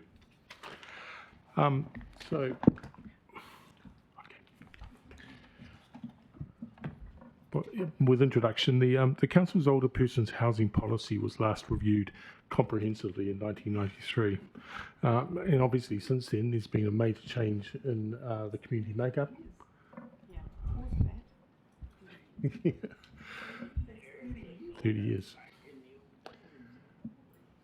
So yeah, obviously things have changed since that time. Yes. We've almost been eligible. So it's proposed to undertake the review. We've got to focus here now if we want to get through out in a reasonable hour. Just throwing it out there. It's really easy to get a little bit loose at this time of the day, but just keep it tight. So the review will consider Council's role in the provision of older persons housing and explore options for ongoing provision of the activity. The review looking to review the current asset and tenancy management services and ensure services remain appropriate to meet current and future needs. We're looking to explore opportunities to expand or diversify the current portfolio. In terms of the portfolio, it currently consists of 118 single-storey, one-bedroom units. The units are located throughout the district. Otaki has 66, Waikanae 3, Parapara-Umi 45, and Paikakariki 4. And there's a mixture of configurations. We have a series of maps that shows the locations of the complexes in each part of the district. Really, the intent of the map is to show the location of the complexes in relation to services and to medical services, pharmacies, and so forth. There's going to be a presentation after this with other details about the portfolio. So in terms of the current configuration, current situation, in order to comply with the Healthy Homes regulations, the Council has been undertaking a refurbishment of the existing portfolio. And there's other work happening with the portfolio and the refurbishment taking place. Although some of those upgrades improve some aspects of accessibility, there are actually no wheelchair accessible units in the portfolio. I think that's a reflection of the design of the units, the age of the units, and the changing needs of residents. There's been no new units constructed for 28 years, and despite some of the complex sites appearing to lend itself to the development of more units. And the existing complexes aren't necessarily in the best location for access to services, like shops, medical centres, etc. Rents are set at a rate representing 30% of the income of an individual receiving New Zealand superannuation and the accommodation supplement. So the ratepayer covers the difference between the tenant's rental payment and the cost to provide the portfolio. There's a requirement in the LTP that identifies that the rent take covers 55 to 80% of the operating cost of the portfolio. And the current rent's $174 for single people and $262 for couples. By comparison, Kaingaora and community housing providers, CHIPS, are able to access income-related rent. That's a rent set at 25% of a tenant's net income, obviously subject to thresholds, and government covers the difference between the tenant's rental payment and the market rent for the property. Now, territorial local authority is not able to register as community housing providers and therefore can't access the income-related rent subsidy. This has led many territorial local authorities to review their approach to the provision of older persons housing, and there's been quite major changes with Christchurch City Council and recently Wellington City Council, and that's aimed at being able to access the income-related rent subsidy. In terms of housing need, we undertook a housing needs assessment, as I'm sure you're aware, and yeah, essentially there is projected to be quite major growth in the need to provide social housing for older people in Kāpiti. The needs assessment was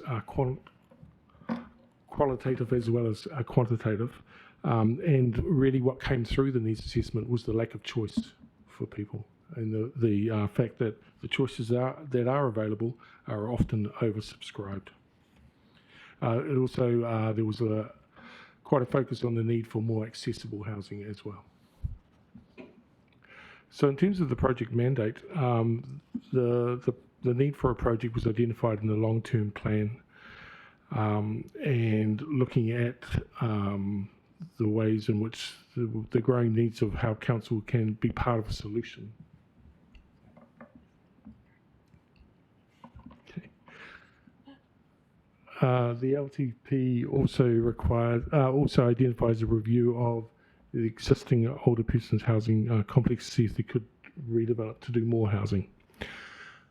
The housing strategy identifies an action to review the older persons housing land and other council land to see if additional social housing could be built.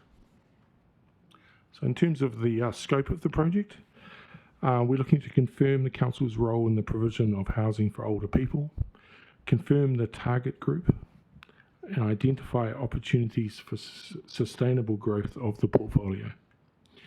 We're looking to identify governance and policy setting and ensure consistency with other council strategies and policies. Out of scope is the existing refurbishment project.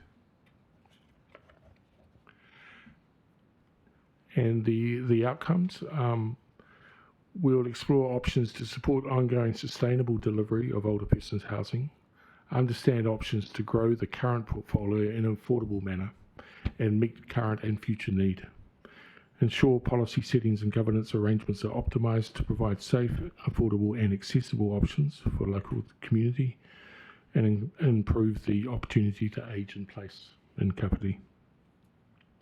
We're wanting to ensure the role of the council is clear and the required structure and policies are in place, and ensure access to support and wraparound services. In our conversations, we've worked closely with our property team and our connected communities team to bring the scope together, and the need for services was identified strongly. We wanted to make sure that the residents and community remain fully informed through the process and have the opportunity to be involved. So we've identified some key stages for the project and some timeframes in which they will be completed. So we recognise that communication and engagement is very important in this project, and we need to be really clear about why and what the review of the portfolio covers, particularly so that current and potential future residents, tenants, are not unduly concerned about the work. And we do see that the welfare of the existing tenants during this process is paramount. There could be a perception in the community that the driver for any change will be could be a reduction in services and costs, and we need to establish a clear communication engagement channel during the process. We're looking to have a dedicated communications and engagement plan with the council, with the help of the council's communication team, which will ensure elected representatives, partners and stakeholders remain well informed. So, yeah, we're keen to have questions, and the questions we have for you. Well, I think potentially you go through the questions that you would like us to ask. Yep. I think first might be a good idea. Okay, so what we're wanting to understand, are there any issues that we haven't captured that need to be considered? What should affordable housing for older people look like in the future? And are there any steps that you think we haven't identified? And as well, are there any key groups that we need to communicate with in addition to the existing residents, mana whenua and the community? Yeah, I've maybe got some questions around that. Look, first of all, just for the table, I want to acknowledge that this hasn't been, the fact this hasn't been addressed earlier than now. The fact is we are addressing it. Okay, so I don't want to dwell on the reasonings as to why it hasn't been addressed to now. I think we've covered that in the last briefing that we had around council's done a maintenance plan. We've assessed what assets we've got, and we're now putting plans in place to address some big gaps in this space in the past. So I just want to thank the team for getting this sorted, because I know it's long overdue. As such, a couple of questions I have. Will this review tie into the CLT or the Community Land Trust conversation as such? Is there a leeway for that at all? I think our proposal is that we're running them separately but concurrently, so that we're able to ensure with this piece of work that we engage the community, and particularly our point about not wanting to raise undue concern in parts of the community about what might or might not happen. So a really strong stream of communication in this piece. My concern's been in this space that we've got obviously a very aged stock there. We're going through a process of upgrading that stock, but should we really be looking at whether that's actually fit for purpose at this stage? Should we be looking at demolishing that stock and putting other houses in place as such to make better use of that land as such? My concern is we could be spending a substantial amount of money in the upgrade process to then have to look at the option of basically replacing them. And I appreciate we're in a little bit of a rock and a hard place because there's the healthy homes legislation which we have to adhere to as well. Yes. So, I answered my question, did I? Yeah, I think you did, Martin. I think we want to make sure that we've undertaken the right analysis to understand obviously the needs heading into the future, but it's important that we also meeting the needs. And Calvin and Mike are going to come back and talk about that in the next session. So I don't want to steal their thunder, so we won't lean into that. But to say that this is exploring. I'm certain I saw that word on the screen. We're exploring. Because we need to determine what it takes to move into the future without assuming before we start that what needs to be done. So again, we're going to have concurrent work underway. I think it'll be important as we start to move both pieces that we're thinking carefully about the timing and pace of those as it moves forward. Fantastic. Look, I'm comforted to see the time frame that you've got there. So this is a piece of work due to be finished before Christmas. So that's I find that very favourable. I think a lot of these questions, I think you're going to more likely shake out as we move through the process a little bit as well, as such. Anyone else got any? Yep. Okay. Nigel. Right. Okay. A couple of things. One is wasn't sure in terms of the numbers. So of the 118, and I know you can do interesting things with numbers, but of the 118 social houses that we have and the current financial arrangements, do they make a profit or a loss? I had a look at the figures for the 21-22 financial year. The operating expenditure was 1,300,000, and the income from rent was 871,318. So, could I perhaps, I just want to move things along a little bit. It's a very relevant question. Is there any chance we could circulate a breakdown of the operating costs in that space? I'm sure that Mark DeHaas would more than likely have a piece of work around the profit and loss in relation to that. One of the reasons I asked that too is figures can be skewed. So if, for instance, say last year you had quite a lot of maintenance, a big maintenance program, bearing in mind that there wasn't much of a maintenance program for a long time, and it was basically just income and almost no expenditure. So you can get a kind of a skewed picture. Horowhenua used a similar format in order to sell, to justify it. They sold all theirs, right? So you can do some stuff with numbers. So I'm kind of interested about a broader picture of that. And if I may, I know Calvin and Mike are going to be coming to talk about this very point. So it may be that they can chat to you about that. I'm throwing it over the hoop to you guys for your session, if that's all right. Yeah, no, we that sounds fine to me. question? I had a similar question, Nigel, so I'm interested in finding out about that as well.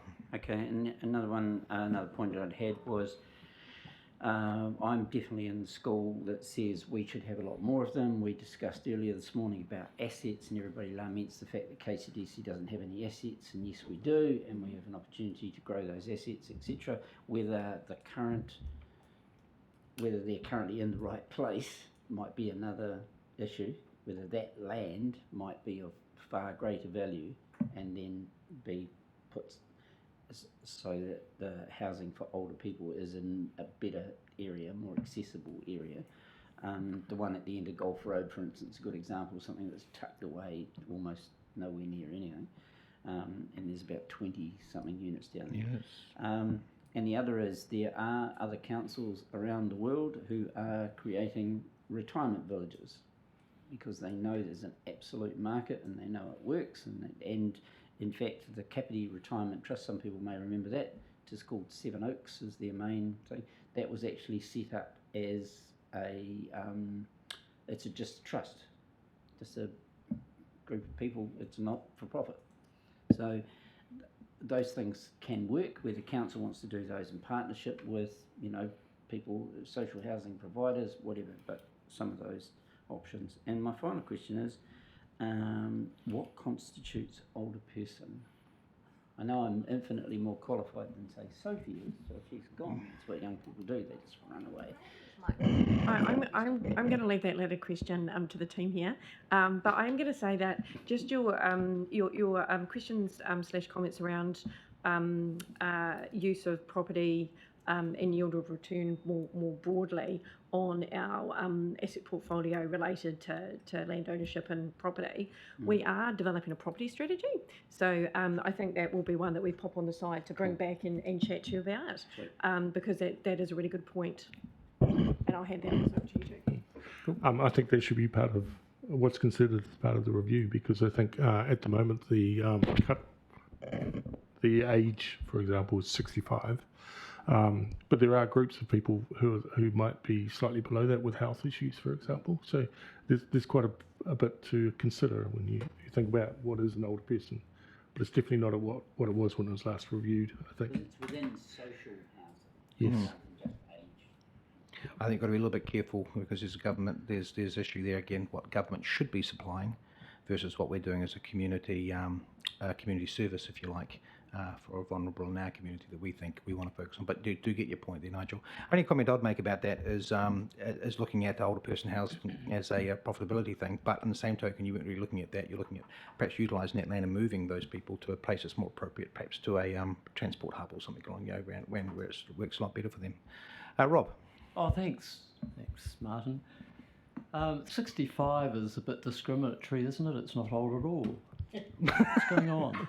Hey, look, now bearing in mind that council hasn't bought any property or a house for how many years?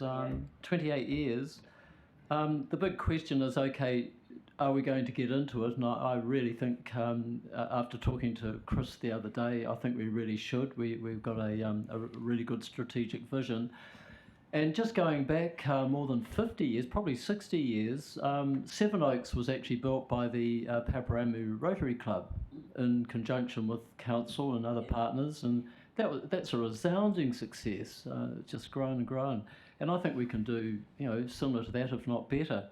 And I think the strategy would be to sort of, as we're going to do, is to look at the district and the needs, and of course, if you're doing a retirement village or houses or cluster or whatever, it's got to be close to medical facilities and shops and things. And I think we've got property that would accommodate all of that at the moment. So let's get into it. Thank you. I'll just point out, Rod, that we actually have made land purchases over the last little while, so we do have blocks of land around the place, and we've also just done a stock take as well that shows we've got blocks of land too. So we do have options. I think they're great ideas. And interesting what you said about the retirement sector, because I think council's been involved in these setting up sort of things, looking at Compost New Zealand as well, but you haven't taken a stake in them, which has been a bit unfortunate. But then again, councils are there from a community perspective, not necessarily a profit motivated one. We've certainly got the expertise. Yeah, well, it's true. Kathy? Thank you. Just the bottom, the last point about someone talking to other people. I think council should be talking to people with who look after people with disabilities.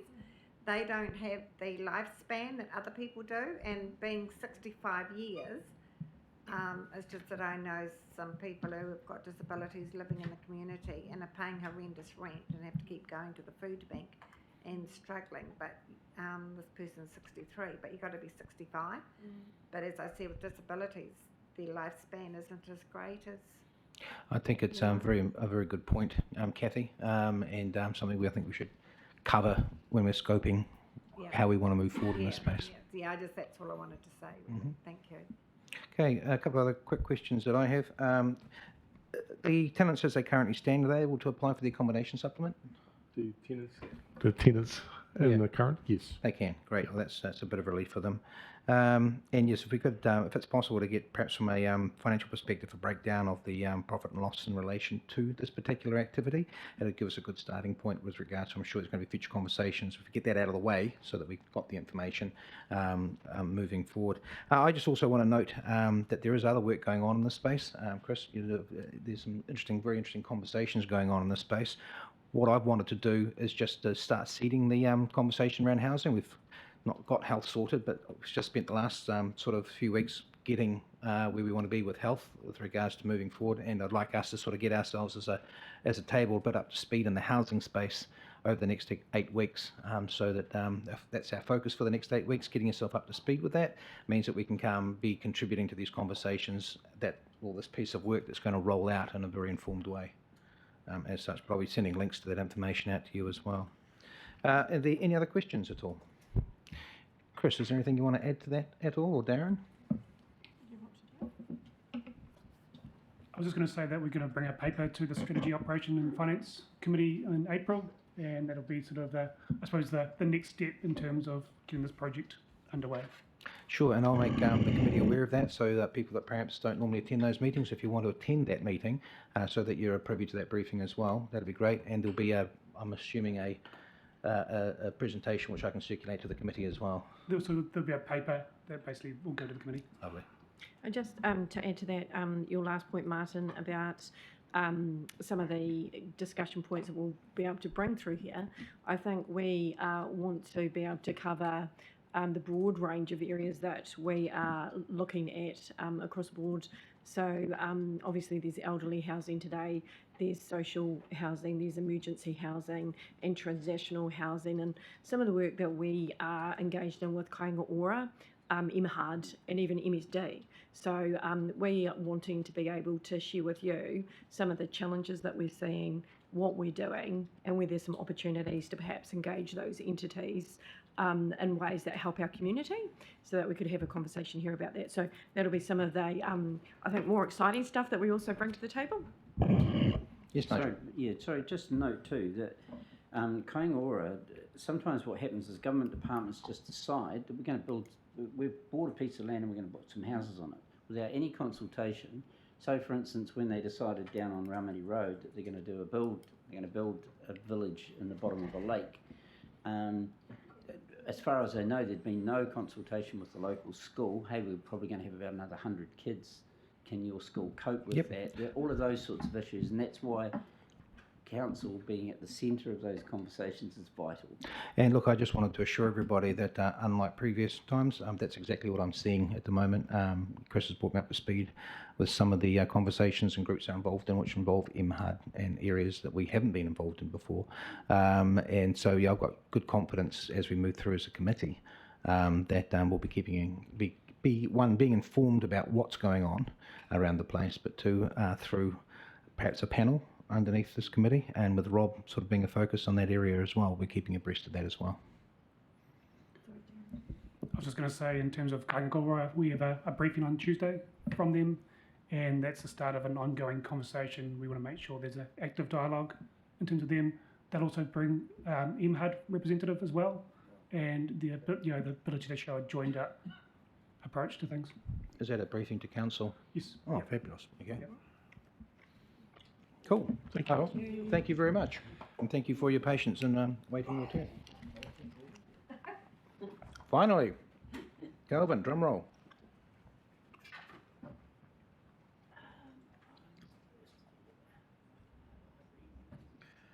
Tuna wants to grab a quick cup of coffee. Now, we're everyone pretty good? I think we'll just troop on and get sorted. I'll be quick, Councillor. Yep. All right, let's, this is our last update. Okay, and then we'll just do a quick round table sort of scenario. Yep. So this is an update on healthy homes and older persons housing portfolio. Is that right? Yeah, okay. Well, specifically, so we've come specifically to talk about something that's quite technical, that's healthy homes. We are spending $1 million of your money, or best part of $1 million of your money, on some initiatives inside the 118 homes that we've just been talking about. So I'd like to introduce Donna, who's going to speak to you about exactly that. She's looking after the project. Just a couple of things though. These 118 units are a drop in the bucket. We tend to focus on them because we own them, but actually in terms of their strategic importance, why they're important, they're not the solution they're not going to solve our problem. We can come back to you with the criteria by which people qualify for these houses. The turnover is quite slow. The people who are in these places are often vulnerable, and we are highly sensitive to any discussion around the future of the portfolio, because for them it is life changing. So just if you're dealing with the tenants, can you just please be sensitive to that, because they are terrified by the kinds of talk about yeah. I think it's very prudent. Thank you very much for Easily reminding us of that, Mike. discombobulated by it, and they are very vulnerable people. So, yes, and we have some obligations under the Tenancy Act. In terms of financial analysis, that's a whole subject in itself around we don't like to call it profit and loss, cost recovery for these places. And setting the rents, it is a highly sensitive area for us that has been legally challenged, and only 2 years ago did we actually get through a legal challenge around where we set rents relative to market rates.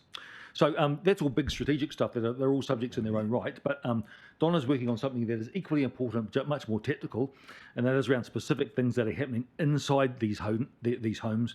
And I'll ask Donna to oh, Kelvin's first, beg your pardon, Kelvin. Kelvin's going to kick off, and then we've got Donna. Oh, so I'll do the introduction. Right. Okay, so the Healthy Home Standards came into law on the 1st of July 2019. I think everyone's aware of that. The standards introduce 5 specific areas that are the minimum standards: heating, insulation, ventilation, moisture, ingress and drainage, and draft stopping in the rental properties. All private rentals have got to comply with the Healthy Home Standards by the 1st of July 2025. So, and within certain timeframes for the start of any new or renewed tenancy. So, as has been said a few times in the last half hour, Kāpiti Coast District Council own 118 housing for older persons. They are 1-bedroom units and within 10 locations across the Kāpiti region. The age of the properties range from the mid-1950s through to the mid-1990s, and the level of Healthy Home Standards compliance and scope of works varies. Is quite varied because of that age group. We also own 6 other tenanted residential houses that we also have under this Healthy Home Standard. So these properties are managed by the property unit within the Place and Space division. We have a tenancy manager that handles all the tenancy issues. So, and I will now hand over to my colleague in property, Donna. Kia ora tātou. Thanks so much for this opportunity. A bit of a tough gig being the last head off the rank. Seem to have lost half of the audience already, unfortunately. So You got the important ones here, so don't worry. Oh, bless you. Thank you. And Stephen did a great job of going through some of our locations and alluded to me going into more detail. The detail that I have to offer is just a couple of lovely pictures of a couple of our units. So these are the units in Kainga Flats. They're in Otaki, and there's 3 other locations in Otaki that are highlighted on maps there. We've also got 3 beautiful units in Waikanai, and they're on the Belvedere in Waikanai, Parapara Umu, 45 units. That's one of our Arnold Street, or Arnold Grove, apologies.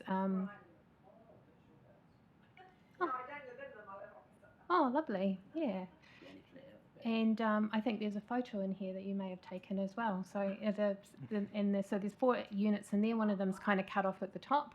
The Te Atiawa kind of backs onto Arnold Grove. But the purpose of me being here really is to talk about healthy homes and to demystifying it so that we can break it down a little bit and see what does it actually mean on the ground for our tenants and for your assets. So, oh gosh, I forgot about Poro Pai Kakariki. That's our Wipata flats and a lovely sun going down in the background as well. Okay, and our lovely 6 rental properties that are across the region as well. So. How did we get those? All sorts of reasons. Some of them are previous parks, rangers. Yeah, there's all sorts of infrastructure. Yeah. And are they used within the organisation? They're all rented out on market rental. Oh right. Okay. Yeah. The reason that they're in there is because healthy homes legislation applies to those because they're rental properties. So that's why we've included them in there. But let's thinking about the healthy homes and the 5 criteria that we have to meet. So, and also the issues that we have at the moment. So specifically, we've got varying conditions across the properties. The age is all different. Heating methods are different.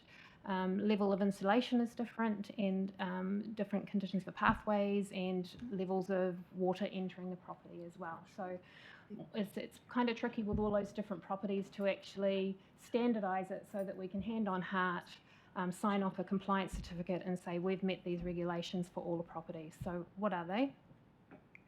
So heating, first and foremost. What are we going to do about it? We're going to put heat pumps in all of the units, so all 118 units. Essentially, and the size of the heat pumps is dictated by a formula that's provided by MB, and that's what we need to go by. Really straightforward. Insulation. So all of our properties already are compliant with insulation.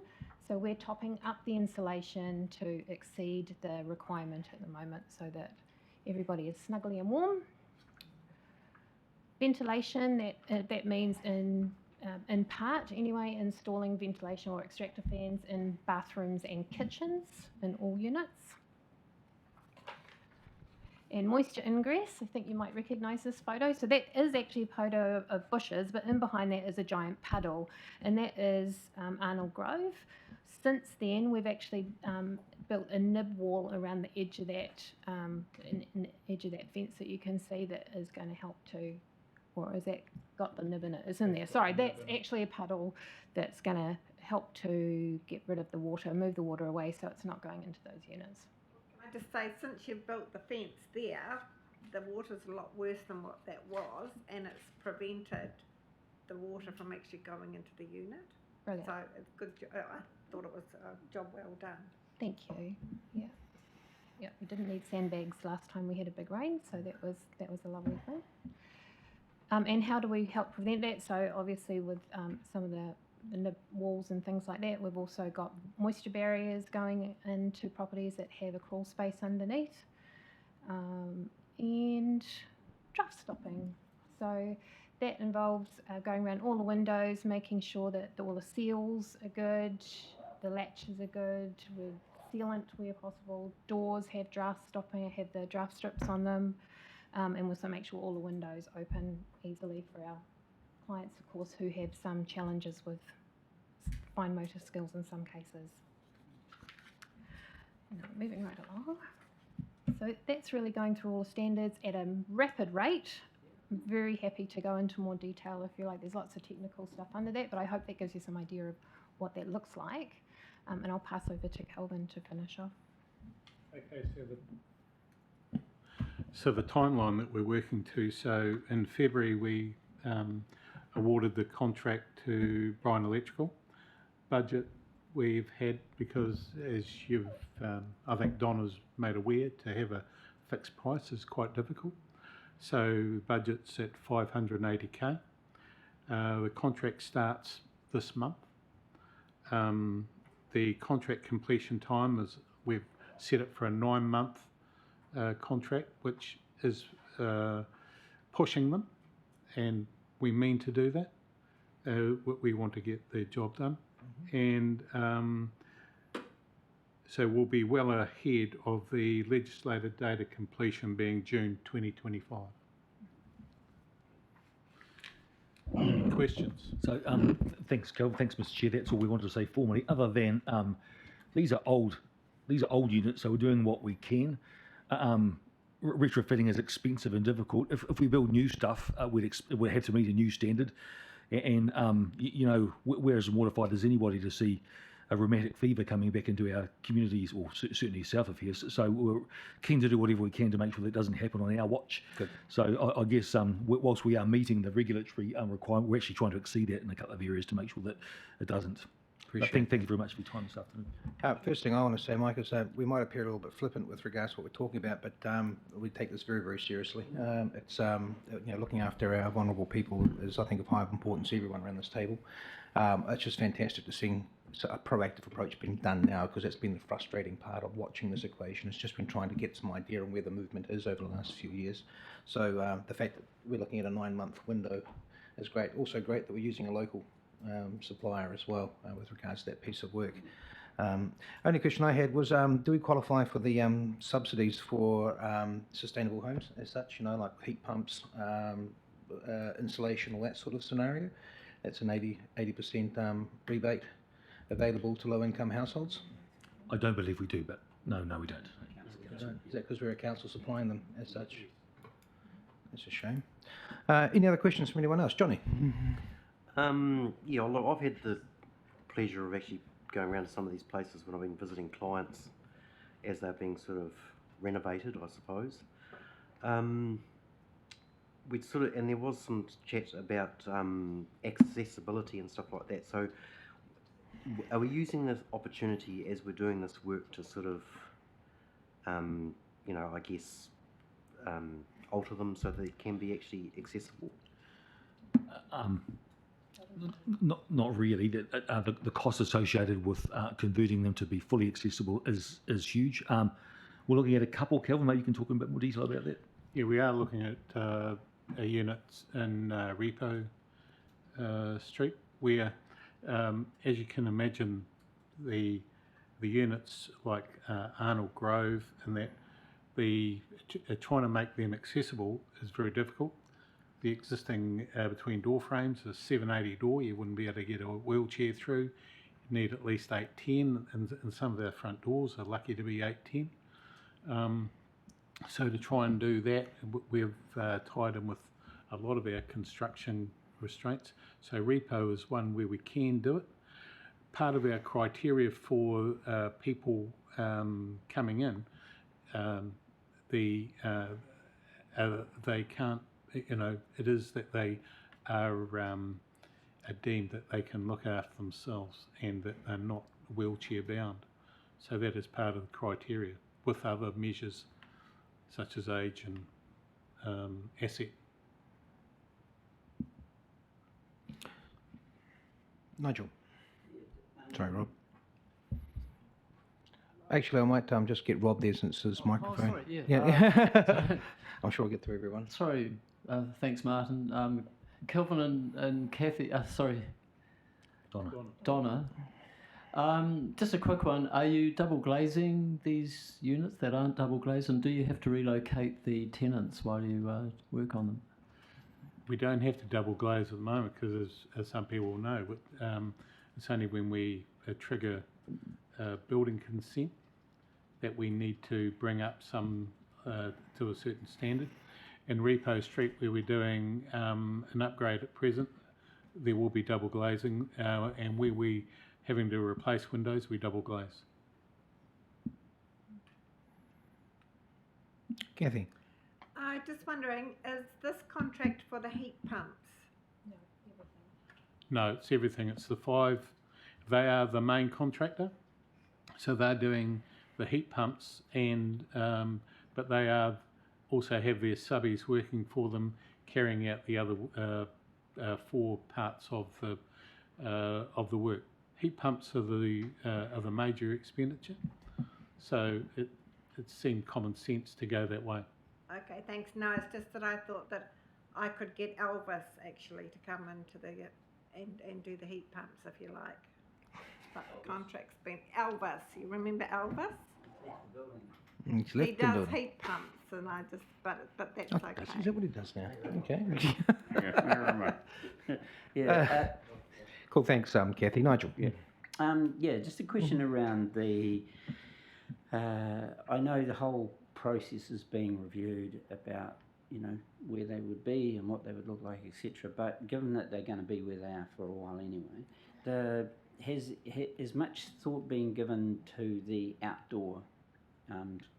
When a lot of these places were built, they were just kind of built somewhere for people to go, and now, if you were building them now, you would give thought to the community feel of them, and they don't seem to have that. So, is there any thought to that? The one in Otaki has a little bit of that, where, you know, they can at least face each other in a group, the communities. Again, Councillor, that is difficult to retrofit sort of not nice design like that. But what I would say is that many of the tenants do actually cultivate their own gardens. And of themselves, they sort of but they connect. Not all of them. They're an eclectic bunch, our tenants, and some are prefer their own company, right? So it's a difficult question to answer with one contiguous answer, because it really depends on the individual peccadillos of each of our tenants. So I guess that's a long way of saying not really. Where we can and do it cheaply and easily, yes, we would accommodate that, but it's very difficult. Okay, and I just wondered also if we were going to go through any kind of serious upgrade or serious, you know, that obviously you wouldn't be doing 118 all in one go. It would be like a stage. So perhaps has thought been given to a prototype village, if you like, of 10 houses or whatever, getting one cab off the rank and then having a look from there? Not really. So all we have at the moment is a renewals program. So we're just renewing.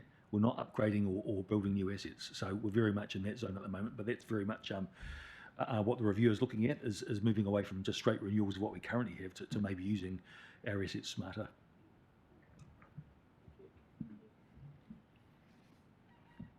That looks like it. Thank you very much. Much appreciated.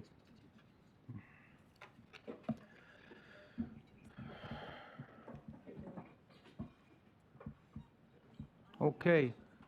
Thanks, Bill. Thank you. Rightio, we're getting close to 4:30ish, and it's been a pretty long day for everybody, as you can see by those sort of falling by the wayside.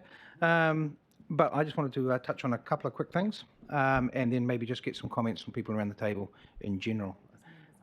Are you moving on to members' items? I'll be moving on to members' items at that point. Actually, may as well just call this members' items. Yeah, sorry. Thank you for that. Okay, and then we'll do the minutes last. Look, we at the last meeting we talked about moving a motion. It's funny talking about toilets and everything, but moving a motion to with regards to Manaaki Kāpiti. And doing getting the mayor to do a letter of support. I went and had a meeting with Manaaki Kāpiti.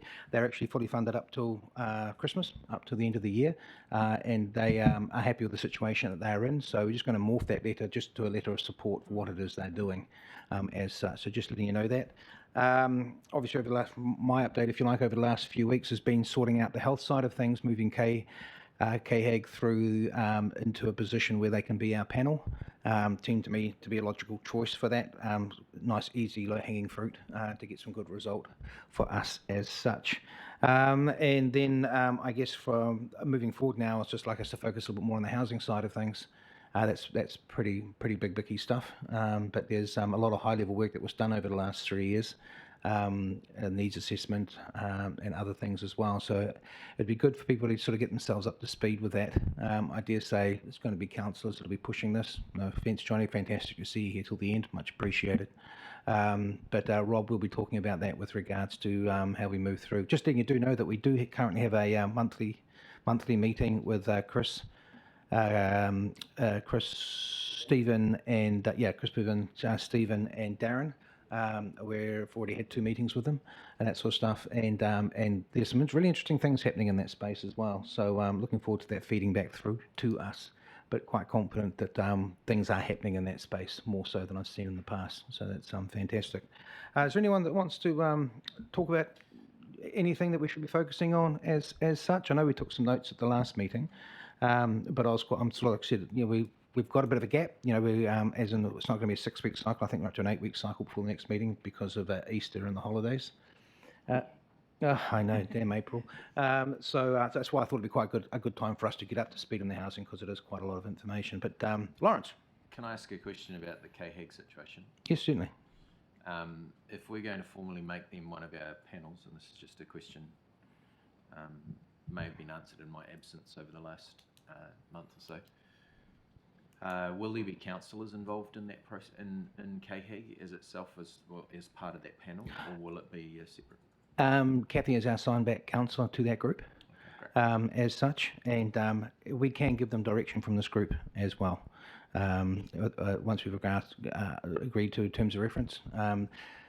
I see them more in that fitting into that advocacy space and advising us perhaps as a council where we can go for that advocacy, but also the contacts that they have could do us well in that space too, and also perhaps front-footing some work around the localities aspect of things. Keeping in mind that we are not a provider and they are not a provider. As such, I don't want us to be clashing with the Kāpiti Health Network. As such, I went to their meeting last week and made that very clear to them. I don't expect us to be conflicted as such. So there might be a little bit of management with regards to what's perhaps being seen out there, but I see this group as being a council tool, if you like. But the bit of the issue is we don't really know where council fits in at the moment, so it'll be a little bit of an exercise. The good thing is they do have a current work program. It doesn't really clash with anything else that's going on. This enables them to get on with that work. Something I've been pretty hot on is the funding aspect of this as well. Is that government's got to be paying for all this, so they could be a good vehicle to be sort of hooking into government with regards to what's going on in that space potentially as well. Hope that answers that a little bit. Nigel. Just with regard to Kathy, you know how politically correct I am, and I call you Kathy Spires, and I know your son well, and I called him Nick Spires, and I hear around the table people referring to you variously as Spears, Spires, a couple of other ones they use when you're not here. But so for the record, Councillor Spires. Is it Spires or Spears? Well, my mother-in-law used to correct everyone if they called her Spears. My surname is Spires. Thank you very much. That's with a hyphen over the I, is it? Yes, I before the E. Yes, my mother-in-law used to get very, very upset if they called her Spears. I'm pretty much all fine as long as it's not Trevor or late for dinner. So just as Trevor says, just with regards to that aspect of that scenario as such, I don't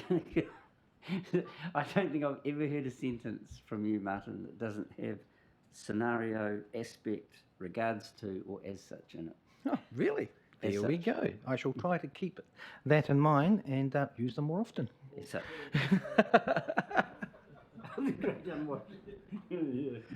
Keeps things fairly ambiguous.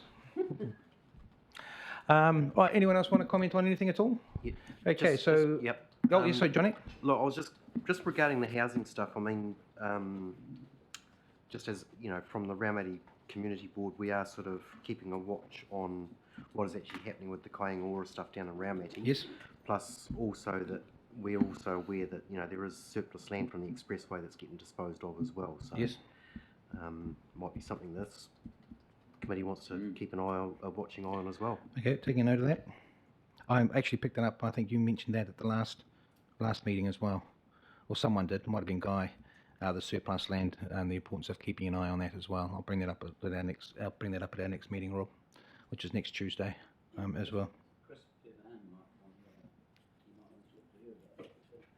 Yeah, well, she'll be at that meeting. council officers in the room, anything you want to add into conversations or anything at all? No? Dennis? Okay, so we move on to, we've moved on to that. Hang on, what's going on here? I was just thinking minutes from the last meeting, is it? Ah, sorry, I'm going to go back a little bit. Confirmation of minutes. Fantastic. Do I have a seconder? All those in favour? Aye. Fantastic. And with that in mind, confirmation of public excluded, nothing in public excluded. I shall do a closing karakia and we'll call an end to the meeting. Pardon my pronunciation. Tutawa mai I raro, tutawa mai I roto, tutawa mai I wahu. Kia tua I te mauritu, te Māori ora ki te kato. Who am I? Who am I? Hui e, tāki e. I summon from above, I summon from below, I summon within and the surrounding environment, the universal vitality and energy to infuse and enrich all present, unified, connected and blessed. And on that note, I wish you all a fantastic weekend and thank you very much for paying attention during today. It's been a long one and a very mind-filling one.